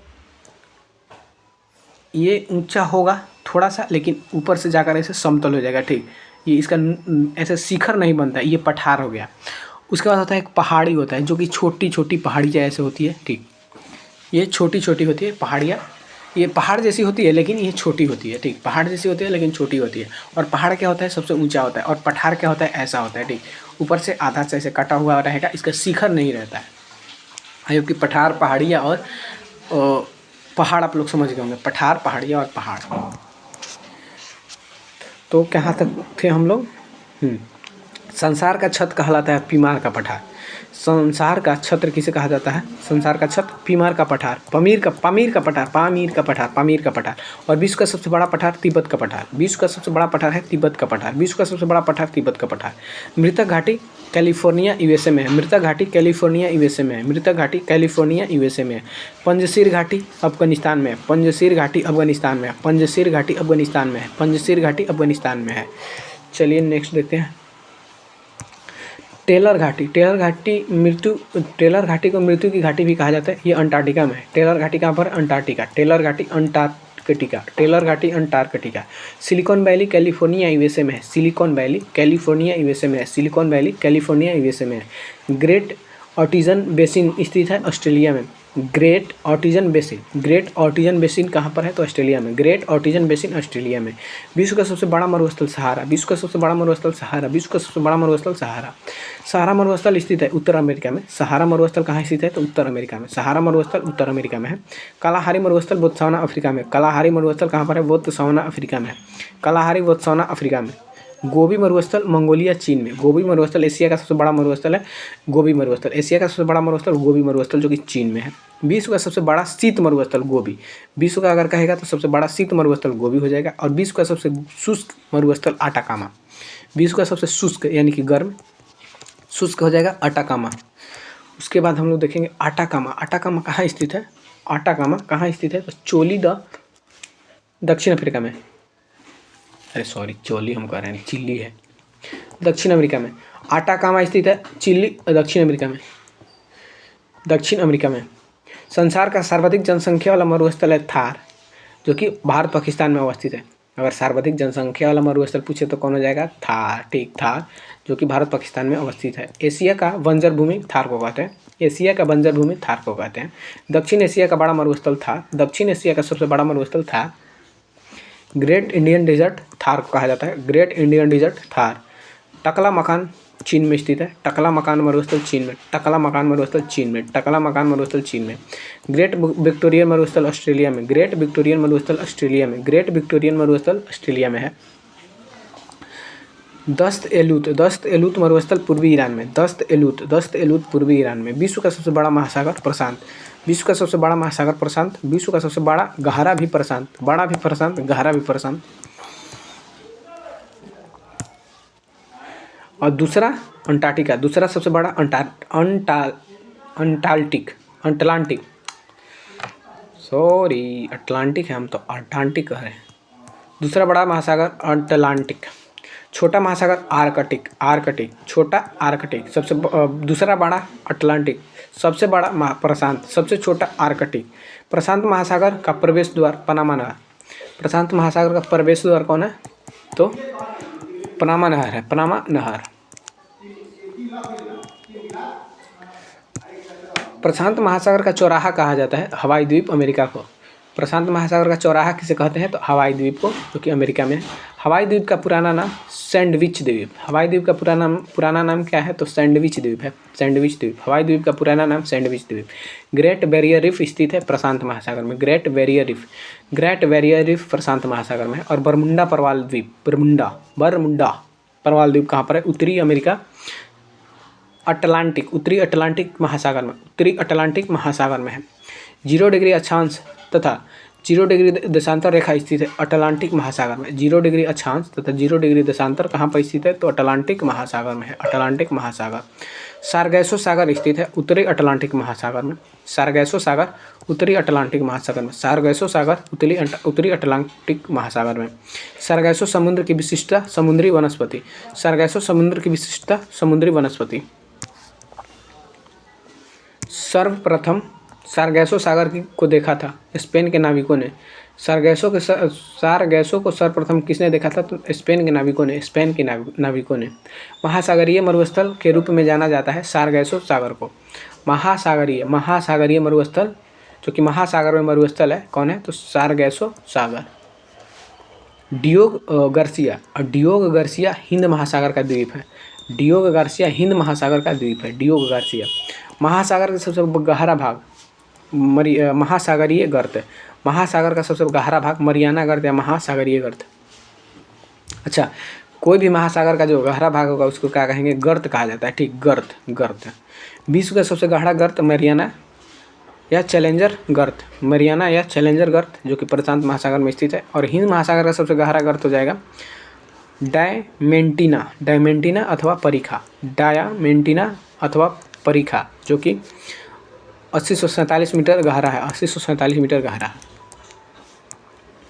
सुंडा या जावा गर्त स्थित है हिंद महासागर में। सुंडा या जावा गर्त हिंद महासागर में। 90 ईस्ट रिज स्थित है हिंद महासागर में। 90 ईस्ट रिज स्थित है हिंद महासागर में। सैंडविच गर्त अटलांटिक महासागर में। सैंडविच गर्त अटलांटिक महासागर में है। महासागरों की औसत लवणता होती है 35%। महासागरों की औसत लवणता कितना होती है? तो 35% होती है। और उच्चतम लवणता पाई गई है टर्की के वन झील, जिसमें 300% है, और मीर्त सागर में 338%। और ये कौन है? वन झील, जो कि 300% लवणता वाली है, जो कि सबसे उच्चतम है। सबसे लवणीय सागर मृत सागर डेड सी है। कितना है? 238% लवणीय सागर है ये। और ग्रेट सॉल्ट लेक अवस्थित है अमेरिका में। ग्रेट सॉल्ट लेक अमेरिका में। सागरीय लवणता का मुख्य स्रोत है भूमि। सागरीय लवणता का मुख्य स्रोत क्या है? भूमि। सागरीय जल की लवणता में अधिकतम योगदान सोडियम क्लोराइड का। सागरीय जल में लवणता का अधिकतम योगदान सोडियम क्लोराइड का। सोडियम क्लोराइड ये नमक का जो सूत्र है, सोडियम क्लोराइड NaCl। भूमध्य सागर की लवणता 37 से 39%। भूमध्य सागर की लवणता कितना है? तो 37 से 39%। अरब सागर में लवणता पाई जाती है 36%। अरब सागर में कितनी? तो 36% लवणता पाई जाती है, ठीक। उसके बाद बंगाल की खाड़ी की लवणता 29% है, ठीक। भूमध्य सागर का कितना है? 37 से 39, वही अरब सागर का 36 और बंगाल की खाड़ी का 30%। एक निश्चित दिशा में सागरीय जल के अधिक मात्रा के प्रवाह को कहते हैं महासागरीय जलधारा, ठीक। अब हम लोग जलधारा के बारे में जानेंगे, ठीक। एक निश्चित दिशा में महासागरीय जल के अधिक मात्रा के प्रवाह को महासागरीय जलधारा कहते हैं। गल्फ स्ट्रीम, ये क्या है? गर्म जलधारा है। गल्फ स्ट्रीम गर्म महासागरीय जलधारा है। लेब्राडोर और फॉकलैंड है ठंडी जलधारा। लेब्राडोर और फॉकलैंड ये ठंडी जलधारा है। गल्फ स्ट्रीम गर्म जलधारा है। अंगुलहास धारा चलती है हिंद महासागर में। अंगुलहास धारा हिंद महासागर में चलती है। अंगुलहास धारा हिंद महासागर में चलती है। हम्बोल्ट या पेरुवियन ठंडी जलधारा है, प्रशांत महासागर की। हम्बोल्ट और पेरुवियन किसकी है? तो प्रशांत महासागर की ठंडी जल धारा है। उसके बाद है फ्लोरिडा गर्म जलधारा अटलांटिक महासागर की है। फ्लोरिडा गर्म जलधारा अटलांटिक महासागर की है। फ्लोरिडा गर्म जलधारा अटलांटिक महासागर की है। इसके बाद है महासागरीय जल का तापमान 5 डिग्री सी से 33 डिग्री सी होता है। महासागरीय जल का तापमान 5 डिग्री सी से 33 डिग्री सी होता है। सूर्य एवं चंद्रमा के आकर्षण शक्तियों के कारण सागरीय जल के ऊपर उठने को ज्वार कहा जाता है।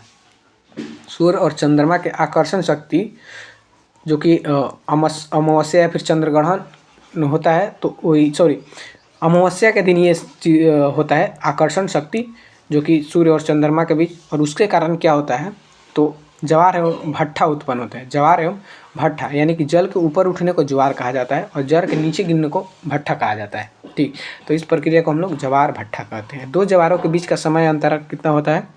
दो ज्वारों के बीच के समय अंतर 12 घंटा 26 मिनट, 12 घंटा और 26 मिनट होता है। किसी स्थान पर ज्वार एवं भट्ठे के बीच का अंतराल होता है 6 घंटा 13 मिनट। किसी स्थान पर ज्वार एवं भट्ठे के बीच का अंतराल होता है 6 घंटा 13 मिनट का।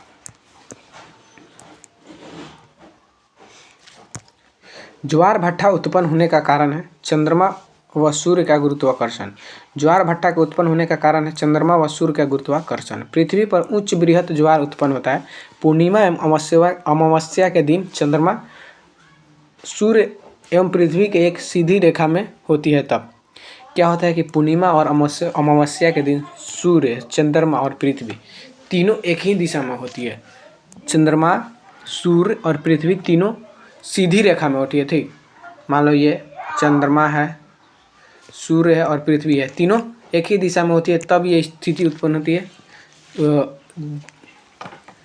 उच्च जो बृहत ज्वार, यानी कि जो ज्वार होता है ज़्यादा ऊंचा होता है इस स्थिति में। अब हम लोग जानेंगे पृथ्वी पर 24 घंटे में अनुभव किया जाता है 2 ज्वार तथा 2 बार भट्ठा। 2 बार ज्वार तथा 2 बार भट्ठा। पृथ्वी के पर 24 घंटे में 2 बार ज्वार और 2 बार भट्ठा को अनुभव किया जाता है। सबसे ऊंचा ज्वार आता है फंडी की खाड़ी में। फंडी की खाड़ी में सबसे ऊंचा ज्वार आता है फंडी की खाड़ी में। वायुमंडल को बांटा गया है 5 परतों में। वायुमंडल के बारे में हम जानेंगे, इसको 5 परतों में बांटा गया है। सबसे निचली क्षोभ मंडल, ठीक है, सबसे निचली क्षोभ मंडल जिसमें कि मौसमी घटनाएं घटती है, बारिश हो गया और क्या क्या होता है, बादल, सब ये कहाँ पर है तो क्षोभ मंडल में है। वायुमंडल का सर्वाधिक घनत्व क्षोभ मंडल का है। वायुमंडल में सर्वाधिक घनत्व क्षोभ मंडल का है और क्षोभ मंडल में प्रति 165 मीटर तथा 1 किलोमीटर की ऊंचाई पर तापमान घटता है। अगर 1 किलोमीटर ऊपर जाने पर 1 डिग्री तापमान घटेगा और 1 किलोमीटर जाने पर 6.4 डिग्री सी तापमान घटेगा। क्षोभ मंडल की मोटाई में वृद्धि ग्रीष्म ऋतु में। ठीक, क्षोभ मंडल के मोटाई में वृद्धि कब होता है तो ग्रीष्म ऋतु में होता है। ग्रीष्म ऋतु में वायुयान उड़ते हैं समताप मंडल में। ठीक, क्षोभ मंडल के बाद होता है समताप मंडल। ठीक, समताप मंडल में ओजोन परत पृथ्वी की सुरक्षा कवच पाई जाती है समताप मंडल में। ठीक, इसको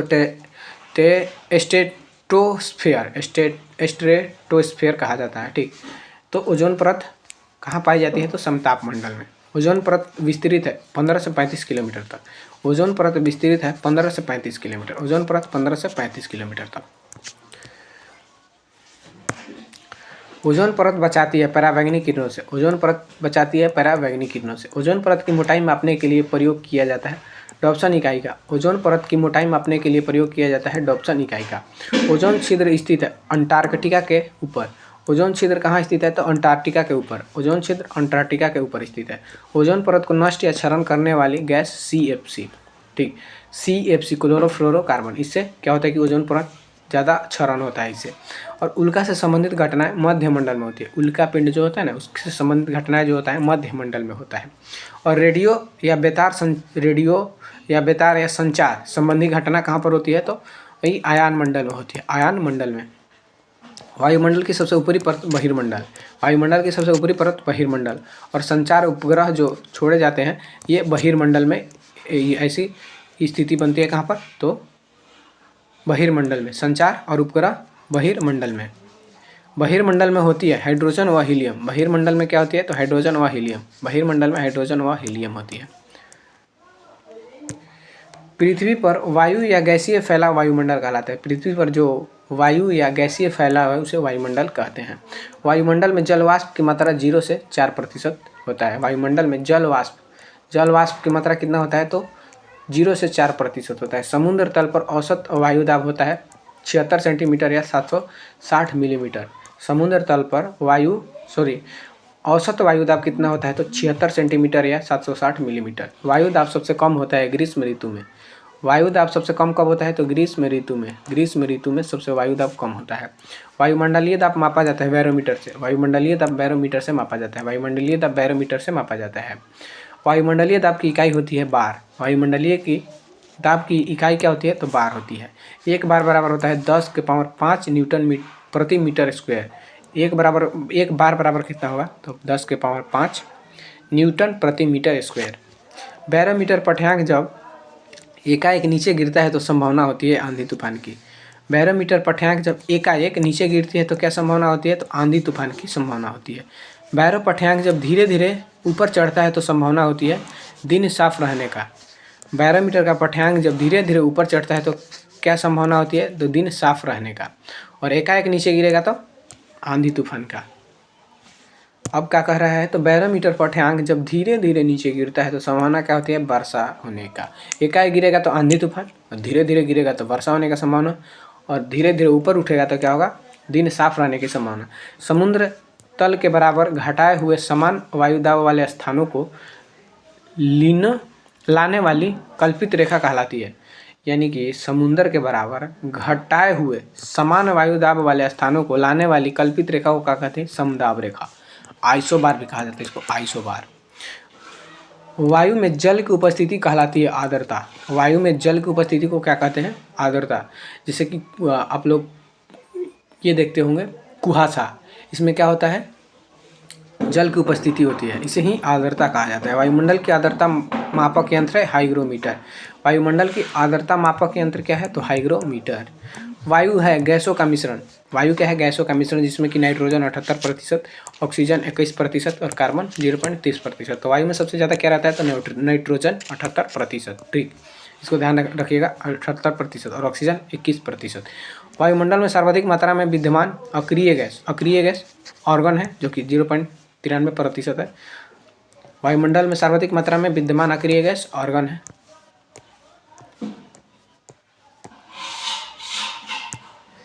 वायुमंडल में नहीं पाए जाने वाले अक्रिय गैस रेडॉन। रेडॉन जो है ये वायुमंडल में नहीं पाया जाता है। वातावरण तथा जीवमंडल के बीच का संबंध क्या कहलाता है, पारिस्थितिकी। वायुमंडल तथा वातावरण और जीवमंडल के बीच की संबंध को क्या कहलाता है, तो पारिस्थितिकी कहलाता है। जीवमंडल यानी कि कोई भी जीव जिस भी वातावरण में रह सकती है, वहाँ की सारी परिस्थितियों को झेल सकती है, तो इन दोनों के बीच के संबंध को क्या कहते हैं हम लोग, पारिस्थितिकी कहते हैं। ठीक, पारिस्थितिकी कहते हैं। पृथ्वी का सतह पर उष्मा का स्रोत सूर्य है। पृथ्वी की सतह पर उष्मा का स्रोत क्या है, सूर्य है। और पृथ्वी पर सबसे उच्चतम तापमान रिकॉर्ड किए जाते हैं 20 डिग्री उत्तरी अक्षांश पर। पृथ्वी पर सबसे उच्चतम तापमान कब रिकॉर्ड किए जाते हैं, तो ये रिकॉर्ड किया जाता है 20 डिग्री उत्तरी अक्षांश पर। ठीक, 20 डिग्री उत्तरी अक्षांश पर सबसे उच्चतम तापमान रिकॉर्ड किए जाते हैं। और वार्षिक तापांतर न्यूनतम होता है भूमध्य रेखा पर। वार्षिक तापांतर सबसे न्यूनतम होता है भूमध्य रेखा पर। साफ रात मेघीय रातों की अपेक्षा ठंडी होती है विकिरण के कारण। साफ रात और मेघीय रातों की अपेक्षा क्या होती है, ठंडी होती है। ठीक, मेघीय रात मतलब कि वर्षा का मौसम से साफ रात जो होता है अधिक ठंडी होता है। क्यों, तो विकिरण के कारण। और विश्व का सबसे बड़ा द्वीप ग्रीनलैंड। विश्व का सबसे बड़ा द्वीप ग्रीनलैंड। ग्रीनलैंड द्वीप अधीन है डेनमार्क का। ग्रीनलैंड द्वीप अधीन है डेनमार्क का। और सबसे बड़ा प्रायद्वीप अरब प्रायद्वीप। सबसे बड़ा प्रायद्वीप अरब प्रायद्वीप। और सबसे बड़ा द्वीप समूह इंडोनेशिया। सबसे बड़ा द्वीप समूह है इंडोनेशिया। ठीक, द्वीप समूह पूछेगा तो इंडोनेशिया, और द्वीप पूछेगा तो ग्रीनलैंड। विश्व का सबसे दूसरा बड़ा द्वीप न्यू गिनी। दूसरा बड़ा द्वीप कौन है, तो न्यू गिनी है। न्यू गिनी द्वीप स्थित है ऑस्ट्रेलिया में। न्यू गिनी द्वीप स्थित है ऑस्ट्रेलिया में। न्यू गिनी द्वीप ऑस्ट्रेलिया में स्थित है। विश्व का तीसरा बड़ा द्वीप बोर्नियो। विश्व का तीसरा बड़ा द्वीप बोर्नियो है। विश्व का तीसरा बड़ा द्वीप बोर्नियो। हिंद महासागर का सबसे बड़ा द्वीप मेडागास्कर। हिंद महासागर का सबसे बड़ा द्वीप मेडागास्कर। बोर्नियो द्वीप विभाजित है इंडोनेशिया। बोर्नियो द्वीप विभाजित है इंडोनेशिया में कितना है 73%, मलेशिया में 26% और ब्रुनेई में है। ब्रुनेई द्वीप इंडोनेशिया में है, मलेशिया में है और ब्रुनेई में है। इंडोनेशिया में है 73%, ब्रुनेई में मलेशिया में 26, बाकी ब्रुनेई में है। सेशेल्स द्वीप स्थित है हिंद महासागर में। सेशेल्स द्वीप हिंद महासागर में। सेशेल्स द्वीप हिंद महासागर में स्थित है। फिजी द्वीप प्रशांत महासागर में। फिजी द्वीप प्रशांत महासागर। फिजी द्वीप प्रशांत महासागर में है। उसके बाद है पंबन द्वीप। पंबन द्वीप कहाँ पर है तो भारत और श्रीलंका में है। पंबन द्वीप भारत और श्रीलंका में है। पंबन द्वीप भारत और श्रीलंका में है और मन्नार की खाड़ी में। मन्नार की खाड़ी में। सिप द्वीप। सिप द्वीप फेरो के द्वीप समूह को कहते हैं। सिप द्वीप फेरो द्वीप के समूह को। जापान का विशालतम द्वीप होन्शु। जापान का विशालतम द्वीप होन्शु। जापान का विशालतम द्वीप होन्शु। टोक्यो जापान स्थित है होन्शु द्वीप पर। टोक्यो जापान स्थित है होन्शु द्वीप पर। टोक्यो राजधानी है टोक्यो जापान का। और विश्व का सबसे बड़ा नदी द्वीप माजुली। विश्व का सबसे बड़ा नदी द्वीप कौन है माजुली है। और असम के ब्रह्मपुत्र नदी के मध्य स्थित है। कहाँ पर है तो ब्रह्मपुत्र नदी के मध्य कहाँ पर असम में है विश्व का सबसे बड़ा नदी द्वीप। विश्व का सबसे छोटा नदी द्वीप उमानंद गुवाहाटी में ब्रह्मपुत्र नदी के बीच। सबसे बड़ा भी ब्रह्मपुत्र नदी में और सबसे छोटा भी ब्रह्मपुत्र नदी में। सबसे बड़ा माजुली, सबसे छोटा उमानंद, ठीक। सबसे बड़ा असम के ब्रह्मपुत्र नदी के मध्य और सबसे छोटा गुवाहाटी में ब्रह्मपुत्र नदी के बीच। असम भी गुवाहाटी भी असम में ही है, ठीक। केप वर्डे द्वीप। केप वर्डे द्वीप है अटलांटिक महासागर में। केप वर्डे द्वीप अटलांटिक महासागर में। हैती द्वीप स्थित है कैरिबियन सागर में। हैती द्वीप कैरिबियन सागर। हैती द्वीप कैरिबियन सागर। वैरन द्वीप बंगाल की खाड़ी में। वैरन द्वीप बंगाल की खाड़ी। वैरन द्वीप बंगाल की खाड़ी। वैरन द्वीप बंगाल की खाड़ी। वैरन द्वीप भारत में है। कहाँ पर तो अंडमान एवं निकोबार में। भारत का सबसे बड़ा द्वीप मध्य अंडमान। भारत का सबसे बड़ा द्वीप मध्य अंडमान। विश्व का सबसे बड़ा महाद्वीप एशिया। विश्व का सबसे बड़ा महाद्वीप एशिया। और सबसे छोटा महाद्वीप ऑस्ट्रेलिया। सबसे छोटा महाद्वीप ऑस्ट्रेलिया हो जाएगा। और एशिया में क्षेत्रफल में सबसे छोटा देश मालदीव। एशिया में सबसे छोटा देश मालदीव है, वो भी क्षेत्रफल में। प्रायद्वीपों का प्रायद्वीप किसे कहा जाता है यूरोप महाद्वीप को। प्रायद्वीपों का प्रायद्वीप किसे कहा जाता है यूरोप महाद्वीप को। आध महाद्वीप किसे कहा जाता है तथा भविष्य का महाद्वीप अफ्रीका महाद्वीप को। आध महाद्वीप या भविष्य का महाद्वीप किसे कहा जाता है तो अफ्रीका महाद्वीप को।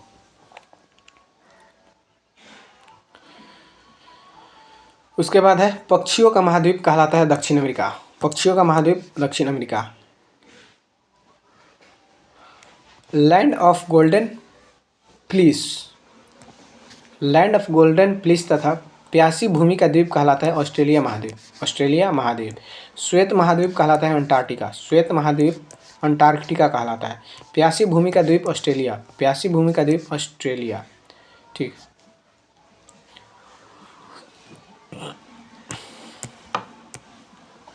उसके बाद है अफ्रीका महाद्वीप की आदिम जातियाँ। अफ्रीका महाद्वीप के आदिम जातियाँ पिग्मी, ये कांगो बेसिन में निवास करती है। बुशमैन कलाहारी मरुस्थल में निवास करती है। बुद्दू सहारा मरुस्थल में निवास करती है। ये काफ़ी इम्पोर्टेंट है, आप लोग ध्यान रखिएगा।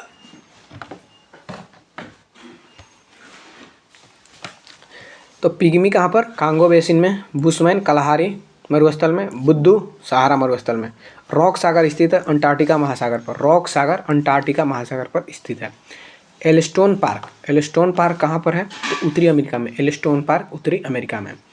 एकमात्र महाद्वीप जिससे होकर कर्क एवं मकर रेखा गुजरती है। एकमात्र ऐसा महाद्वीप जिससे होकर कर्क एवं मकर रेखा गुजरती है अफ्रीका महाद्वीप। अफ्रीका ऐसा महाद्वीप है जिससे कर्क और मकर दोनों रेखा गुजरती है। अंटार्कटिका महाद्वीप दक्षिणी ध्रुव पर है।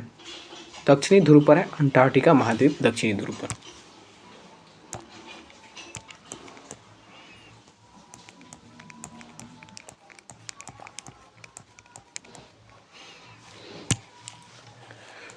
नई दुनिया कहलाता है उत्तरी अमेरिका महाद्वीप को। नई दुनिया कहलाता है उत्तरी अमेरिका महाद्वीप। नई दुनिया उत्तरी अमेरिका महाद्वीप कहलाता है। विस्तृत गड्ढे जिनमें जल भरा होता है झील। विस्तृत गड्ढे जिनमें जल भरा होता है उसे झील कहा जाता है। विश्व की सबसे बड़ी झील कैस्पियन सागर। विश्व की सबसे बड़ी झील कैस्पियन सागर। यूरेशिया खारे पानी का झील है। कैस्पियन सागर जो कि यूरेशिया में है और यह खारे पानी का झील है। विश्व का सबसे बड़ा झील कैस्पियन सागर यूरेशिया में है और यह खारे पानी का सबसे बड़ी झील है। विश्व की सबसे ताज़े पानी का झील सुपीरियर झील कनाडा अमेरिका का मध्य है। विश्व का सबसे ताज़े पानी का झील सुपीरियर झील और यह कनाडा अमेरिका में है। विश्व का सर्वाधिक गहरी और प्राचीनतम झील बैकाल झील। विश्व का सबसे गहरी और सर्वाधिक प्राचीनतम झील कौन है? रूस की बैकाल झील जो कि साइबेरिया में स्थित है, साइबेरिया। विश्व की सबसे ऊंची झील टीटीकाका। विश्व की सबसे ऊंची झील टीटीकाका पेरू बोलिविया की सीमा पर स्थित है। पेरू बोलिविया की सीमा पर स्थित है। विश्व की सबसे ऊंची नौकायन झील टीटीकाका दक्षिण अमेरिका में। विश्व की सबसे ऊंची नौकायन झील टीटीकाका दक्षिण अमेरिका। उसके बाद विश्व का सबसे नीची झील मृत सागर। विश्व का सबसे नीची झील मृत सागर। विश्व का सर्वाधिक लवणीय झील वाण। विश्व का सबसे सर्वाधिक लवणीय झील कौन है? तो वाण झील है। झीलों की वाटिका कहलाता है फिनलैंड। झीलों की वाटिका फिनलैंड कहलाता है। झीलों की वाटिका फिनलैंड। हजार झीलों का देश कहलाता है फिनलैंड। हजार झीलों का देश फिनलैंड। शिकागो है मिशिगन झील अमेरिका पर। शिकागो है मिशिगन झील अमेरिका पर। अंगुलियो नुमा झील न्यूयॉर्क में स्थित है। विश्व का सबसे ऊंचा जलप्रपात साल्टो एंजल। विश्व का सबसे ऊंचा जलप्रपात साल्टो एंजल 979 मीटर वेनेजुएला में स्थित है। वेनेजुएला में स्थित है सांटो एंजल। विश्व का दूसरा सबसे ऊंचा जलप्रपात। विश्व का सबसे ऊंचा जलप्रपात दूसरा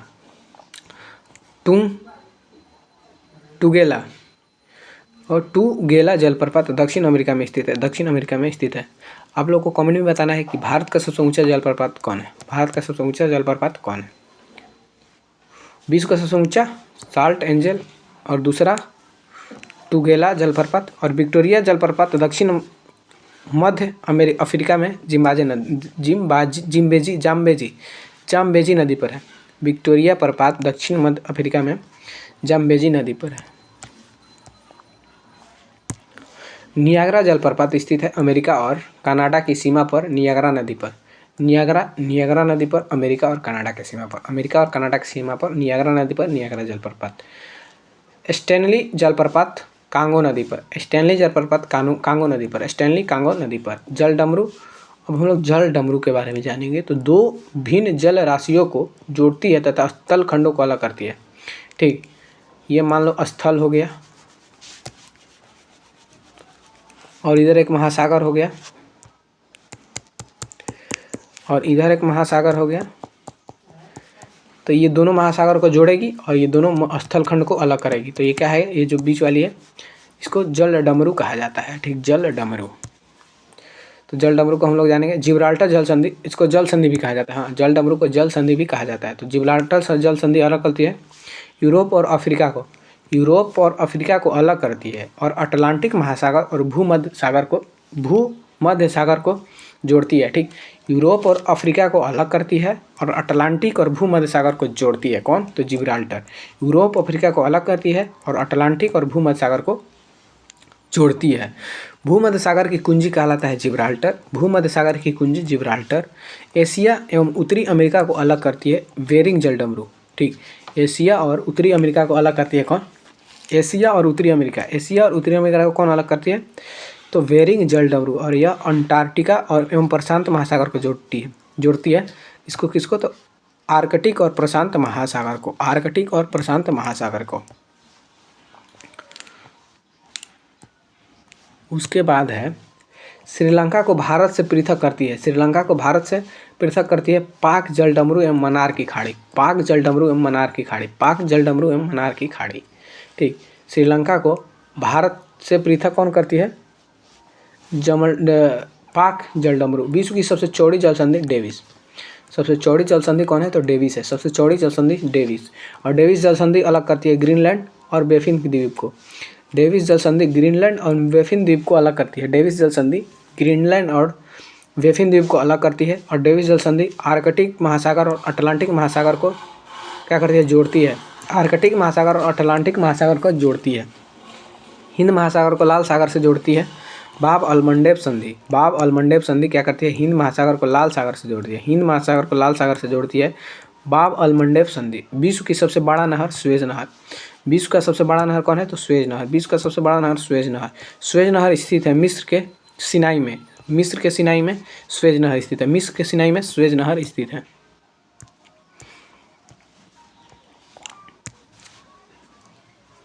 सुएज नहर जोड़ती है भूमध्य सागर और लाल सागर को। ठीक, सुएज नहर भूमध्य सागर को लाल सागर से जोड़ती है और इसकी लंबाई है 164 किलोमीटर। 164 किलोमीटर। सुएज नहर का निर्माण 1869 ईस्वी में किया गया था। 1869 ईस्वी में सुएज नहर का निर्माण 1869 ईस्वी में। सुएज नहर का राष्ट्रीयकरण 1956 में।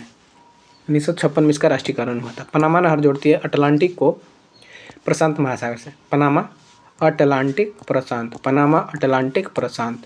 पनामा अटलांटिक प्रशांत। इसका निर्माण 1914 में। और कहाँ पर है? अमेरिका में। निर्माण कब हुआ था? तो 1914 में। कहाँ पर है? अमेरिका में। विश्व का सबसे व्यस्तम नहर कील नहर। विश्व का सबसे व्यस्तम नहर कौन है? तो कील नहर। व्यस्तम नहर कील नहर।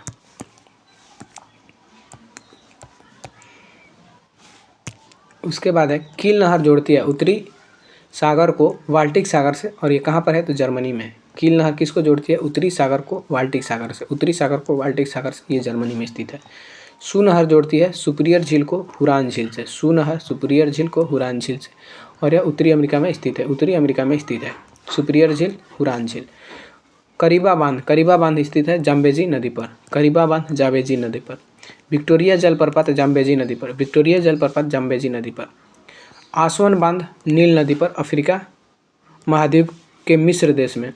आसवन बांध नील नदी पर अफ्रीका महाद्वीप के मिस्र देश में और इसका निर्माण 1960 में।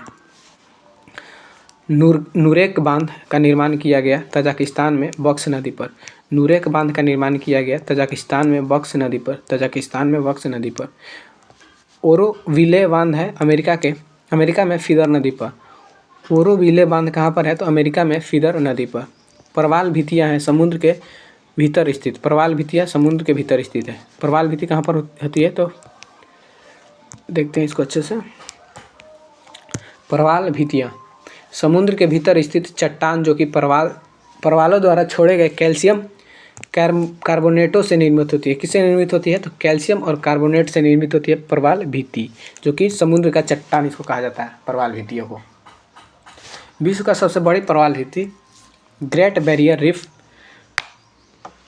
क्वींसलैंड ऑस्ट्रेलिया के उत्तर पूर्व में प्रशांत महासागर में स्थित है।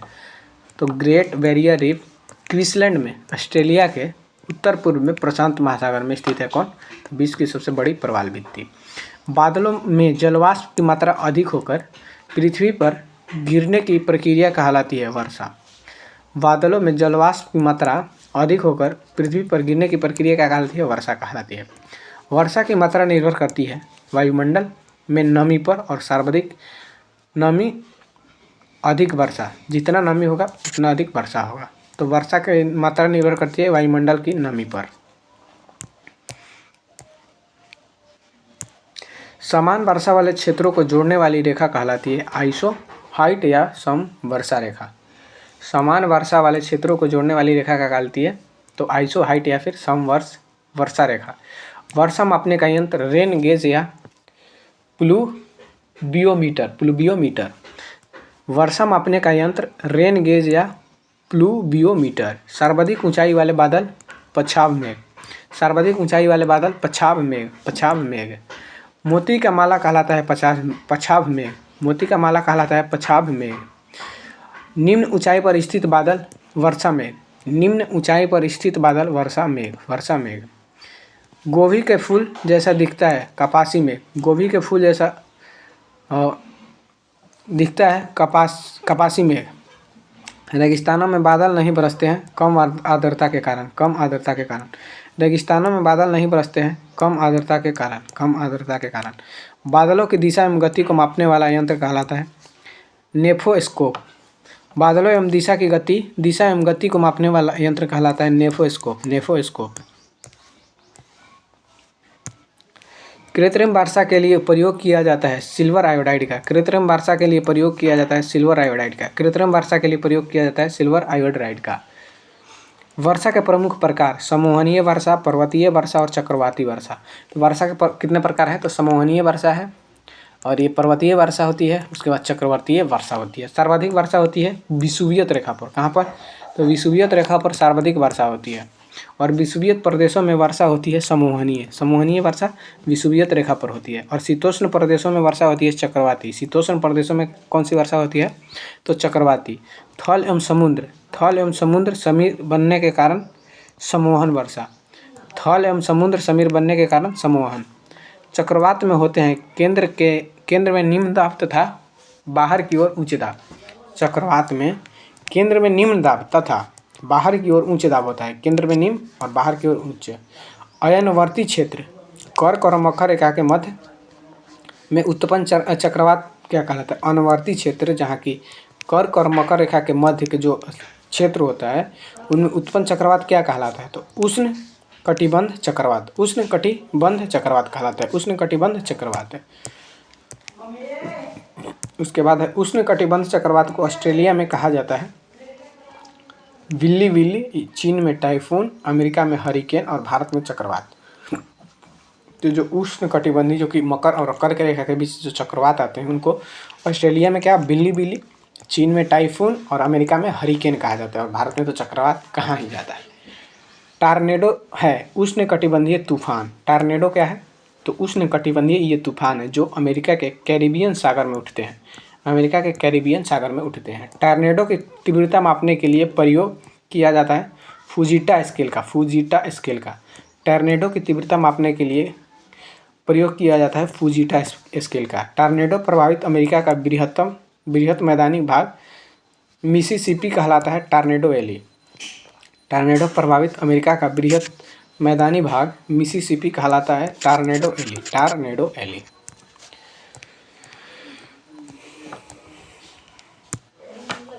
हरिकेन उठते हैं अटलांटिक महासागर में। हरिकेन उठते हैं अटलांटिक महासागर में और टाइफून प्रशांत महासागर में। टाइफून प्रशांत महासागर में। पवन चलती है उच्च वायुदाब क्षेत्र से निम्न वायुदाब क्षेत्र की क्षैतिज रूप से।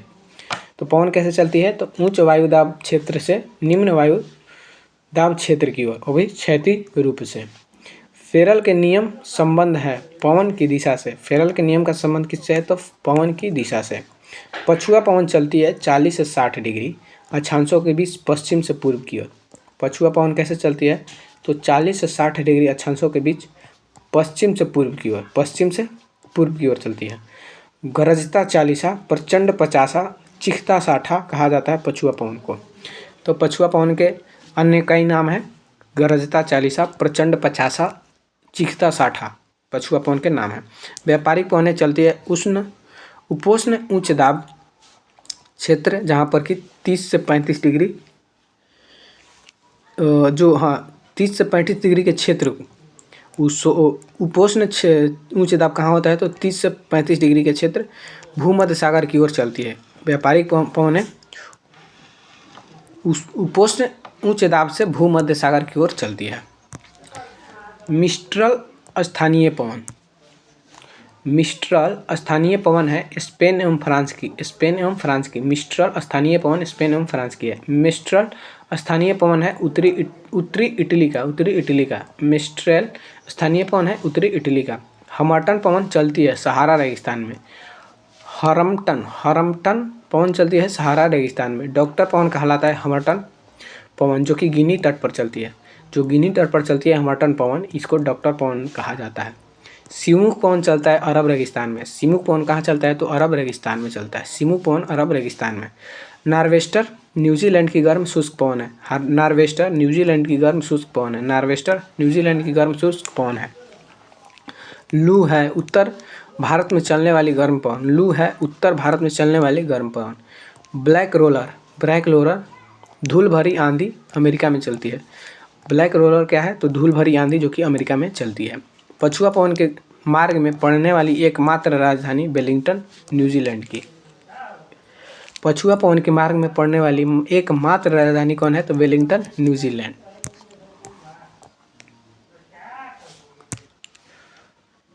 ब्लीजर्ड, ब्लीजर्ड है बर्फ़ के कणों से युक्त झंझावट। ब्लीजर्ड क्या है? तो बर्फ़ के कणों से युक्त झंझावट। नार्वेस्टर्स हैं भारत में चलने वाली स्थानीय पवन। नार्वेस्टर्स क्या है? तो भारत में चलने वाली स्थानीय पवन। अन्य नाम इसका क्या है? काल बैसाखी। काल बैसाखी अन्य नाम है।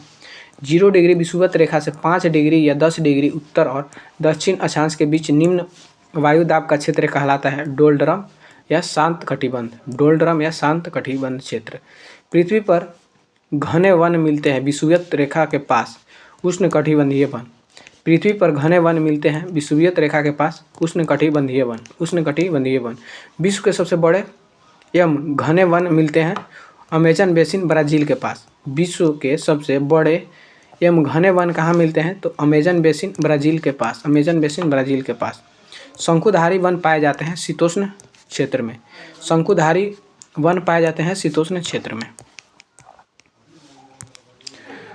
धरातल समतल या निम्न भूभाग मैदान। धरातल समतल या निम्न भूभाग को हम लोग मैदान कहते हैं। धरातल समतल या निम्न भूभाग को मैदान कहा जाता है। चूना पत्थर से निर्मित मैदान कास्ट मैदान कहा जाता है। चूना पत्थर से निर्मित मैदान को क्या कहते हैं हम लोग? कास्ट मैदान।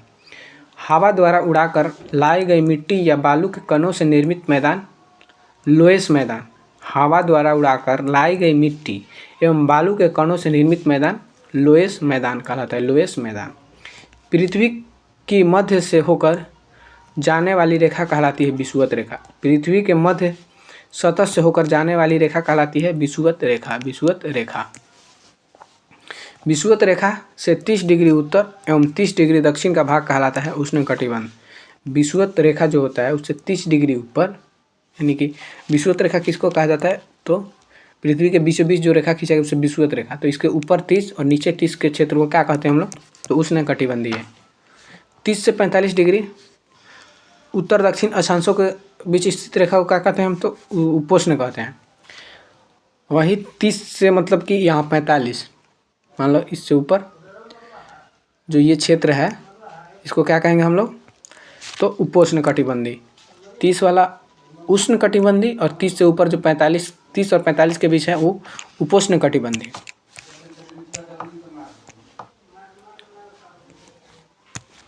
पैंतालीस से 60 उत्तरी और दक्षिणी अक्षांश के बीच स्थित क्षेत्र क्या कहलाता है? तो शीतोष्ण कटिबंध कहलाता है। 45 से 60 डिग्री उत्तर और दक्षिण अक्षांश के बीच स्थित क्षेत्र क्या कहलाता है? तो शीतोष्ण कटिबंध। उत्तरी अमेरिका एवं कनाडा के शीतोष्ण घास के मैदान को कहा जाता है प्रेअरी। एशिया, यूरोप या यूरेशिया में फैले शीतोष्ण घास के मैदान को कहा जाता है स्टेपी कहा जाता है। अफ्रीका में उष्ण घास के मैदान को कहा जाता है सवाना।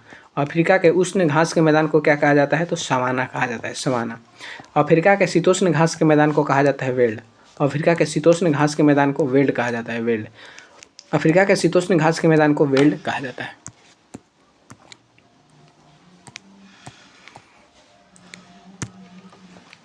अर्जेंटीना, दक्षिण अमेरिका के शीतोष्ण घास के मैदान को कहा जाता है पम्पास। अर्जेंटीना जो कि दक्षिण अमेरिका में है, इसके शीतोष्ण घास को मैदान को क्या कहते हैं? पम्पास। अर्जेंटीना का हृदय पम्पास कहा जाता है। सबसे बड़ा मांस निर्यातक देश अर्जेंटीना। ऑस्ट्रेलिया में शीतोष्ण घास के मैदान को कहा जाता है डाउन्स। ऑस्ट्रेलिया में शीतोष्ण घास के मैदान को डाउन्स कहा जाता है। ब्राज़ील, दक्षिण अमेरिका के उष्णकटिबंधीय घास के मैदान कहलाता है कंपास या कंपोज। ब्राज़ील, दक्षिण अमेरिका के उष्णकटिबंधीय घास के मैदान क्या कहलाता है? कैंपास या कंपोज। सेल्वास घास के मैदान पाया जाता है अमेजन नदी घाटी, दक्षिण अमेरिका में। सेल्वास घास के मैदान कहाँ पाया जाता है? तो अमेजन नदी घाटी, दक्षिण अमेरिका में। वेनेजुएला के उष्णकटिबंधीय घास का मैदान कहलाता है लानोस। वेनेजुएला के उष्णकटिबंधीय घास का मैदान लानोस।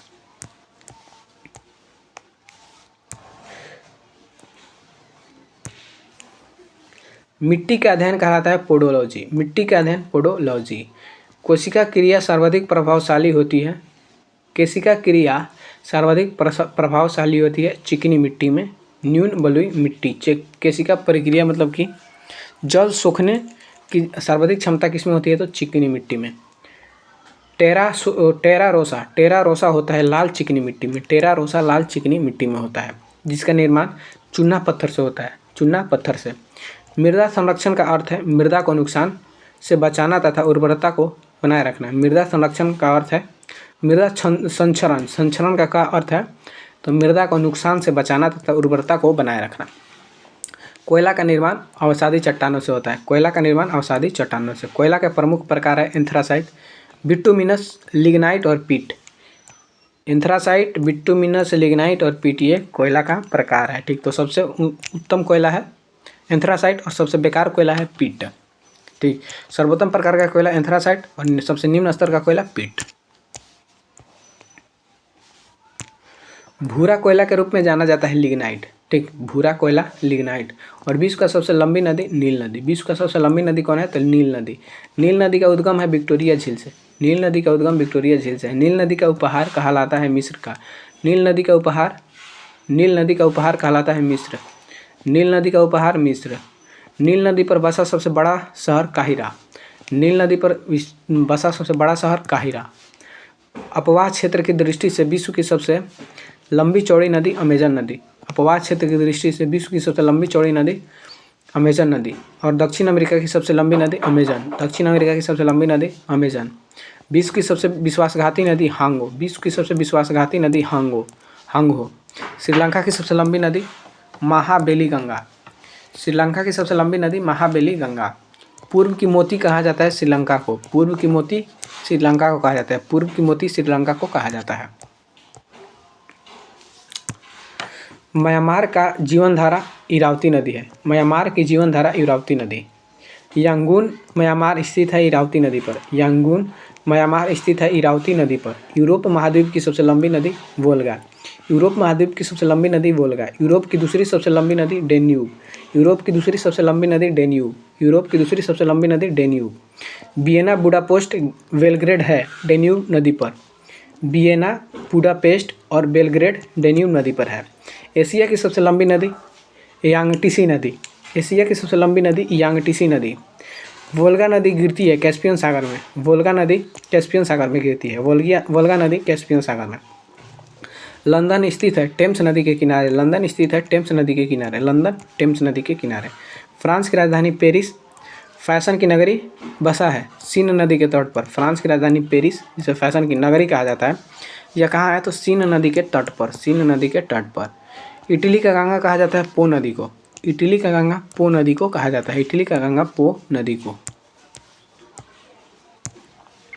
श्रीलंका के उत्तर और दक्षिण भाग को अलग करता है एलिफेंटा पास। श्रीलंका के उत्तरी और दक्षिण भाग को अलग करता है एलिफेंटा पास। एलिफेंटा पास। विश्व की सबसे व्यस्तम व्यापारिक नदी राइन नदी। विश्व की सबसे व्यस्तम व्यापारिक नदी राइन नदी। जर्मनी का नगर वॉन स्थित है राइन नदी पर। जर्मनी का नगर वॉन स्थित है राइन नदी पर। बर्लिन जर्मनी में है, यह स्प्री नदी के तट पर स्थित है। बर्लिन जर्मनी स्प्री नदी के तट पर। बर्लिन स्प्री नदी के तट पर। बैंकॉक थाईलैंड की राजधानी है, जो कि मेनास नदी पर स्थित है। मेनास नदी के तट पर स्थित है। मेनाम बैंकॉक मेनाम। नामपेन कंबोडिया में है, जो कि मेकांग नदी पर है। मेकांग नदी। नामपेन कंबोडिया मेकांग नदी। नामपेन कंबोडिया मेकांग नदी। रोम नगर इटली की राजधानी रोम कहाँ पर है तो टाइबर नदी। इटली रोम टाइबर। इटली की राजधानी रोम टाइबर नदी पर है।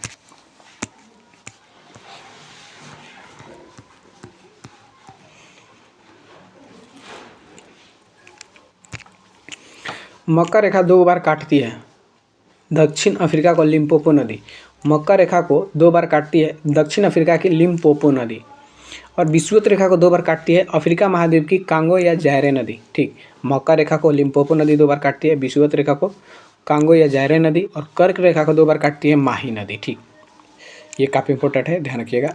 लिम्पोपो मकर और कांगो विषुवत और माही कर्क। अमेरिका का सबसे बड़ा नदी तंत्र मिसिसिपी या मसौरी नदी तंत्र। अमेरिका की सबसे बड़ा नदी तंत्र मिसिसिपी या मिसौरी नदी तंत्र। मार्ले डार्लिंग नदी बहती है ऑस्ट्रेलिया में। मर्रे डार्लिंग नदी बहती है ऑस्ट्रेलिया में।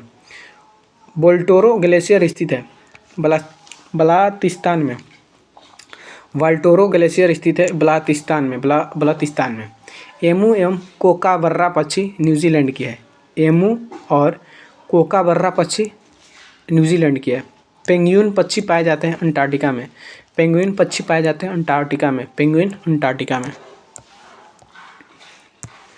विश्व का हीरा व्यापार का सबसे बड़ा केंद्र है एंटवर्प, बेल्जियम, अफ्रीका।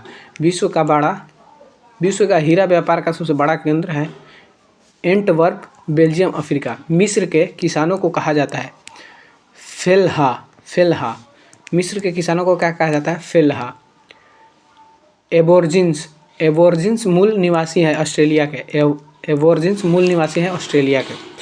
माओरी मूल निवासी है न्यूजीलैंड के। किर्गिज मूल निवासी है मध्य एशिया की। रेड इंडियन मूल निवासी है उत्तरी अमेरिका की। एनु जनजाति पाई जाती है जापान में। जापान में पाई जाती है। ग्रेट डिवाइडिंग रेंज प्रमुख पर्वतमाला है ऑस्ट्रेलिया महाद्वीप की। ग्रेट डिवाइडिंग रेंज प्रमुख पर्वतमाला है कहाँ की? तो ऑस्ट्रेलिया की ग्रेट डिवाइडिंग रेंज। ऑस्ट्रेलिया में भेड़ पालन केंद्रों में काम करने वाले मजदूरों को कहा जाता है जेकारू। ऑस्ट्रेलिया के भेड़ पालन केंद्रों में काम करने वाले मजदूरों को क्या कहा जाता है? जेकारू। यूनाइटेड किंगडम को फ्रांस से अलग करता है इंग्लिश चैनल। कोलोराडो है उत्तरी अमेरिका का पर्वतीय पठार। कोलोराडो क्या है? तो उत्तरी अमेरिका का पर्वतीय पठार। ब्राज़ील का कहवा बाग कहलाता है फजेंडा। किसको कहा जाता है? तो फजेंडा को। ब्लैक हिल्स स्थित है अमेरिका में। ब्लैक हिल्स अमेरिका में स्थित है। विश्व का सबसे बड़ा मोटर वाहन कार उद्योग केंद्र डेट्रॉयट, उत्तरी अमेरिका में। विश्व का सबसे बड़ा मोटर वाहन कार उद्योग केंद्र कहाँ पर है? तो डेट्रॉयट, उत्तरी अमेरिका। दुनिया का सबसे निचला बिंदु मृत सागर अवस्थित है जॉर्डन एवं इजराइल के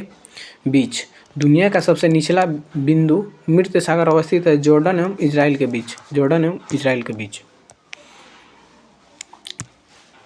हैम्बर्ग शहर किस देश में स्थित है? जर्मनी। तो Germany.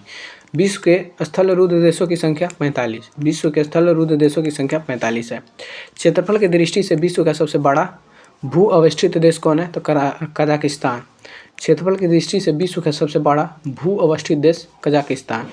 Golden Gate Bridge San Francisco में है। रूर घाटी किस देश में स्थित है? जर्मनी। तो जर्मनी में। यूरोप का सबसे बड़ा नगर कौन है? लंदन। गर्म स्थल अल अजीजिहा लीबिया में।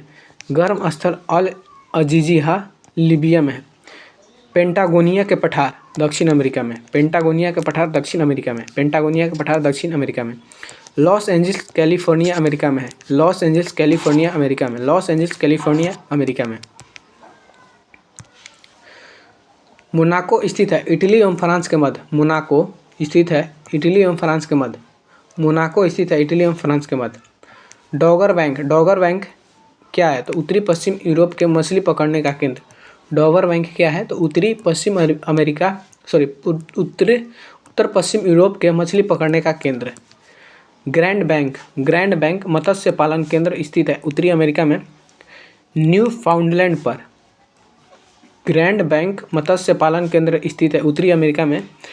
फाउंडलैंड पर। आइसोनिफ बर्फ गिरने के समान क्षेत्र।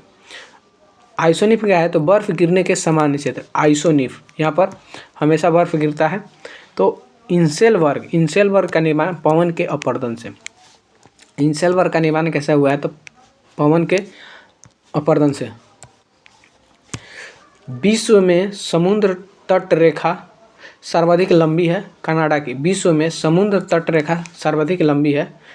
की। विश्व की जो सबसे लंबी तट रेखा है कनाडा की है। ठीक। बाकू प्रसिद्ध है पेट्रोलियम जो कि अजरबैजान में है।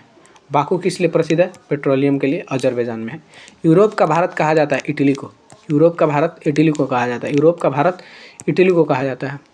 और नगरों का नगर न्यूयॉर्क को कहा जाता है।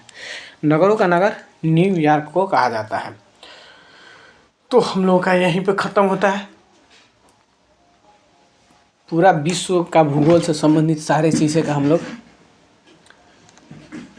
कर लिए रिवीजन। ठीक, तो चलिए एक इसी नाम पे एक शायरी हो जाए। रख हौसला ओ मंजर आएगा, प्यासे के पास चलकर समंदर आएगा।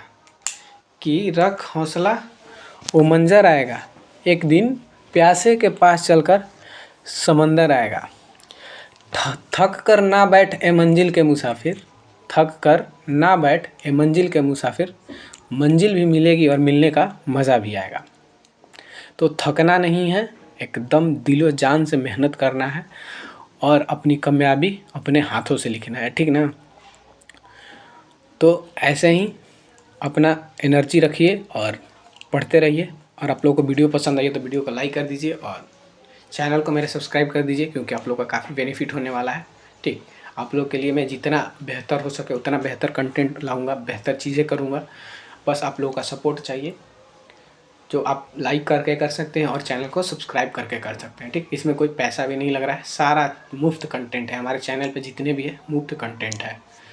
तो चलिए मिलते हैं नेक्स्ट वीडियो में, तब तक अपना ध्यान रखिए, अपना पढ़ाई अच्छे से करते रहिए।